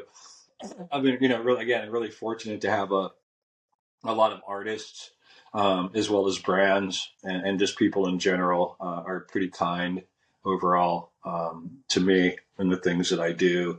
I feel very fortunate as a result of that. People want to work with you and be a part of it, like you stated. And we'll talk a little bit more about some of the products that Electrum has and find a way to incorporate certain things into the tattoo program at the Buffalo Chip. Be cool to do that, maybe from this year forward. We started working with True last year, and it's always cool to add new and interesting personalities and brands to the roster, right? It's to have a stable of artists and brands is a real currency. Um, to have artists that want to work with you because of your reputation, being fair, I guess, and mostly having your shit together is quite it's quite an honor, right? In this day and age. And what I want to perpetuate, not only with Raven's Nest, with myself personally, with the tattoo program at the Buffalo Chip, which we've done with all of my tattoo programs at especially even the Texas Frightmare tattoo program that I just got back from, is that I want to show artists the two things: artists and the clientele side. On the artist side, I want new artists that are coming up, that are being assistants or being a part of this whole thing, to see that you can, the industry can be, kind of semi-fair. It doesn't have to be like malevolent. It doesn't have to be uh, like it can be edgy without being suffocating, and it doesn't have to be too raw and too it can be a really positive experience. I think a lot of times new artists get taken advantage of by people. It's one of these things that you have to learn, just like in life, how to not be taken advantage of. But it shows how you can work with competing brands. You can work with brands. You can have that support. You can have good products, good quality things. You can offer quality work. You can be around people that have different ideologies and different beliefs, but they have common beliefs too. And that is, offering really quality work, being kind to the people, doing the best you can with everybody, offering competitive prices, doing things on a protocol level that aren't unscrupulous. And at the end of the day, you can have a really positive experience. And I'm hoping to show that you can, be an entrepreneur and kind of forge your own way in this world and have a good time doing it. If you do it with all of the things that I just described, and then it doesn't really ever feel like you're going to work, because I don't really, unless I'm not feeling well or there's something extreme happening, I'm overtly tired or something like that. I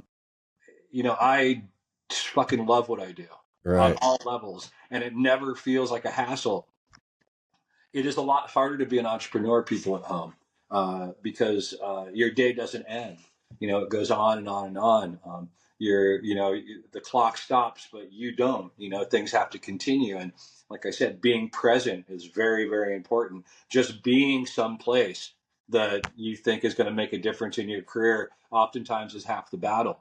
But working with integrity, and taking ownership for when you fuck up, when you make mistakes, when you do things out of course with people, if you can take ownership as quickly as possible, that's really good, and it helps maintain your integrity with them, even if it doesn't go exactly the way you wanted to. Right. In doing all those things, you can have a really, really cool existence uh, if you're lucky enough and fortunate enough to have that opportunity, and you see it. You see it. Uh, you see what you have. You see the value in what you're doing. Oftentimes, I see people with a lot of talent, some of the most talented people out there, but they just don't have the focus it takes to have that follow through. There's a lot of Right. people start. There's a lot of starters out there, but there's not a lot of finishers. Right. Right. No, that's great insight and valuable advice for sure. I appreciate hearing that. I'm sure a lot of the listeners are going to appreciate hearing that too, because it's definitely something that we struggle with as human beings for sure. Is taking ownership of when you do things wrong for sure, and just finding ways to come out on top of things and less worse for wear, because you certainly can cause yourself a lot of issues. I think kind of in kind of closing all of this, as far as like tattoo industry, the way things have changed and whatnot. My thought on it, I'd like to close with this, is that you got to kind of embrace change now. We have to do our very best to maintain the tradition and the history, and also maintain honoring the people who created that. As we move forward, it's real easy to forget them. So however we want to do that, we're going to do that. But also continuing to move forward in the tattoo industry in terms of keeping tradition alive, but you can't stay complacent and stagnant. With everybody getting in the industry, you have a bunch of controversial stuff that's happening that never would have happened 15, 20, 30, 40 years ago, but it is what's happening now. And you got to roll with that stuff. And I can make it akin to the idea that certain things you should fight against, and we can figure out what those things are, but certain things you've just got to embrace. And if you don't embrace them, you will wind up as fossil fuel, like in the La Brea tar pits, right? um, and not moving forward, right? You don't want to be the gas in somebody's vehicle. You want to at least stay. You want to stay on the cusp of what's going on and Right. kind of move with the trends in a positive way, Right. so that you don't fall behind because things are moving um, in a hyperbolic manner. Yeah, I mean that's just kind of the deal. So I know it's hard sometimes for people to embrace some of the changes, but I mean, some things are going to need to be regulated now.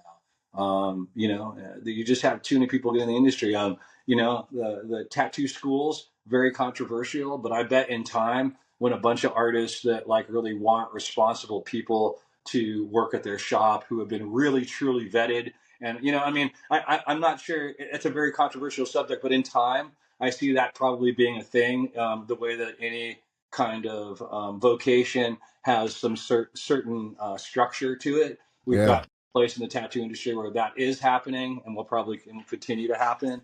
Um, and we can, fight about it all we want. But if we don't come together as an industry, outside forces will step in, and they never do things right. It's like someone trying to build a skate park that doesn't have any idea about skateboarding, and they build the stupidest fucking transitions that you can never even skate. Right.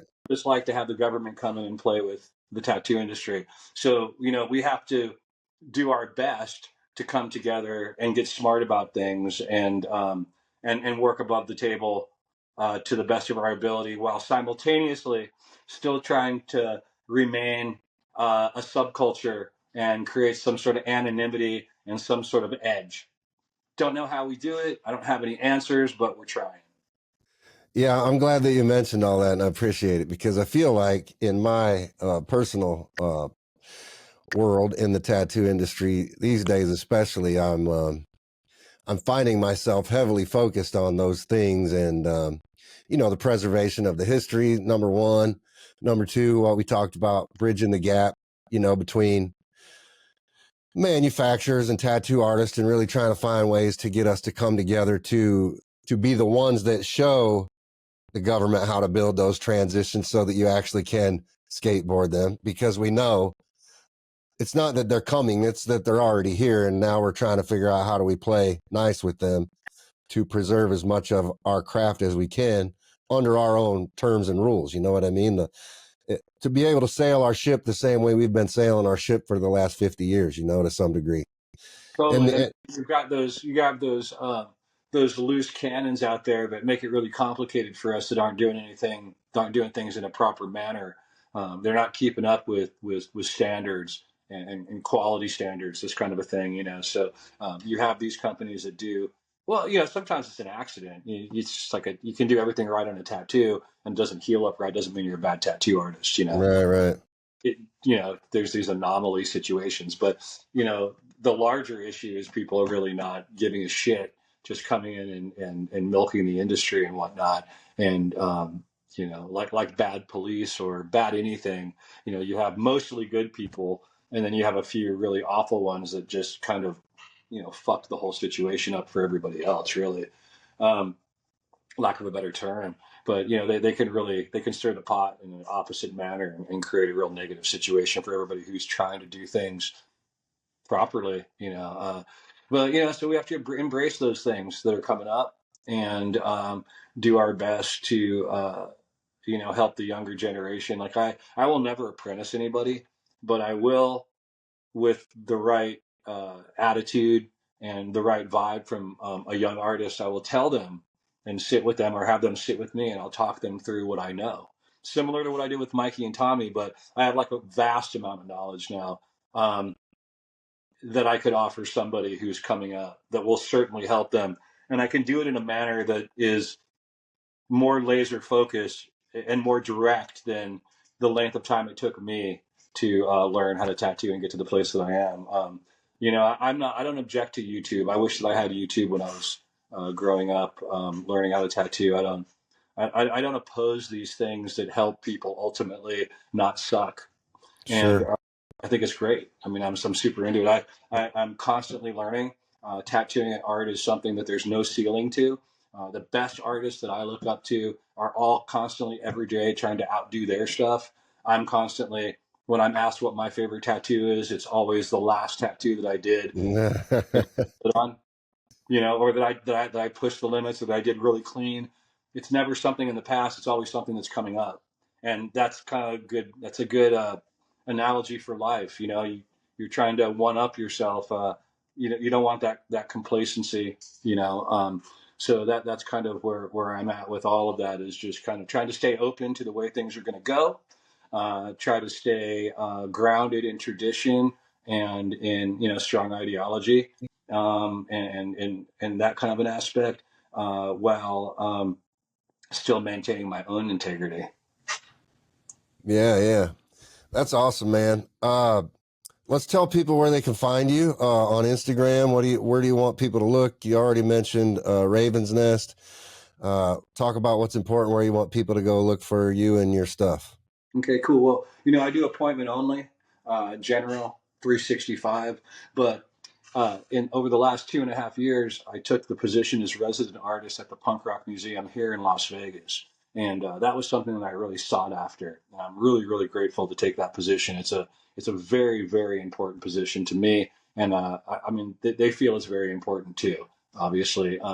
And that's a whole other story. It's an amazing situation where my whole lifetime in tattooing, art, and music has all come and amalgamated at this one location where I get to be Thursday through Sunday, and people come to me and visit me, and it's the coolest thing. And I get a chance to meet a bunch of people that I hadn't met previously, like in music, that I might admire. And obviously, there's a lot of crossover with the punk rock and the booking and creating shows and all this stuff that I've done for the last 25, 35 years. Those people just kind of come through. So look for me at the Punk Rock Museum Thursday through Sunday, unless I'm out on the road doing something. You can please follow me on Halloween Tattoos on Instagram and Facebook. You can also follow Raven's Nest Productions on Instagram. I would implore you to do that, please. I have a list of sponsors that I put out with every post or most every post, and I would ask that you all look into those products, look into those brands. They're all tattoo products and brands, and know that they're the best out there. And that's what I'm using on you, and I have been. And check out these things. Check out their aftercare and their lifestyle products. You will not be disappointed.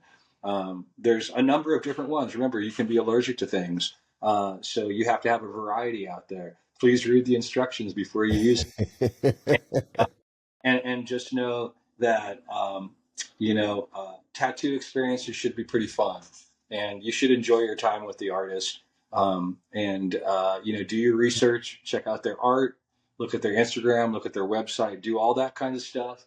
Think about what you want to get as a tattoo, if that's the kind of person you are. Also, be spontaneous if you want to. That's also cool. The only thing I will say is this: I don't tattoo people under 18. That's because I really want you to, as an individual, to have solidified this first idea and have it locked into your mind and soul so that when you get your very first tattoo, it's not something you regret in the long run. And I often get shit for not taking signatures from both parents on somebody who's under 18. And there would only be a very extreme situation where I would do it. There's been a couple occasions where I've made an exception, right? But in this litigious society, and with the fact that you think about yourself at like 16 to 18, 98% of people don't know what the fuck they want before they're 18. Right. So just hang out, youngsters, get that idea that you have, find a good artist that you want to trust that you're going to go to when you turn 18 or you're just about there. Hold on to those ideas and then execute them. If you still want it, if you want to get tattooed at 16, you got 24 months till 18. If you still want that idea in 24 months, by God, get that tattoo where you want it. That's my advice to you people at home. That's great advice. That's great advice. Well, Shaun, I really thank you for spending, the last 2 hours with me today. And it's been great to get to know more about you and all the things that make you you. And I'm looking forward to learning more when I get to meet you in person in a couple of months. Yeah, And that's Sturgis, man. I appreciate your time. And, if you need anything from me, please reach out. We'll be talking about the Tattoo Cafe a little bit and, what products that we're missing out there that you might be able to, be a part of. Either way, we're going to have a good time. And the fun factor out in Sturgis is so high that it's kind of like being on a desert island together where, you're in this environment where you get in and you get out together and you always have that memory because it was such a unique experience. So I'm hoping this year should be really fun in that regard. well, I'm super excited. I'm looking forward to it, and I'm actually can't wait to be there and doing it. Not trying to rush you there because I know you got a lot of work to do to get there still, but I'm super stoked and looking forward to seeing what goes down and being a part of it. So again, thank you for including me. Absolutely, guys. Thank you. I appreciate your time. And I'll be seeing you soon. Everybody at home, thank you so much. And again, I can't thank all of you that have been very supportive of me and have trusted in my ideas over the last 3 decades and these crazy experimental concepts that are artistic. And you just trusted me to get it off the ground and be a good leader. Thank you. I can't fucking thank you all enough. All Mom, right. bye.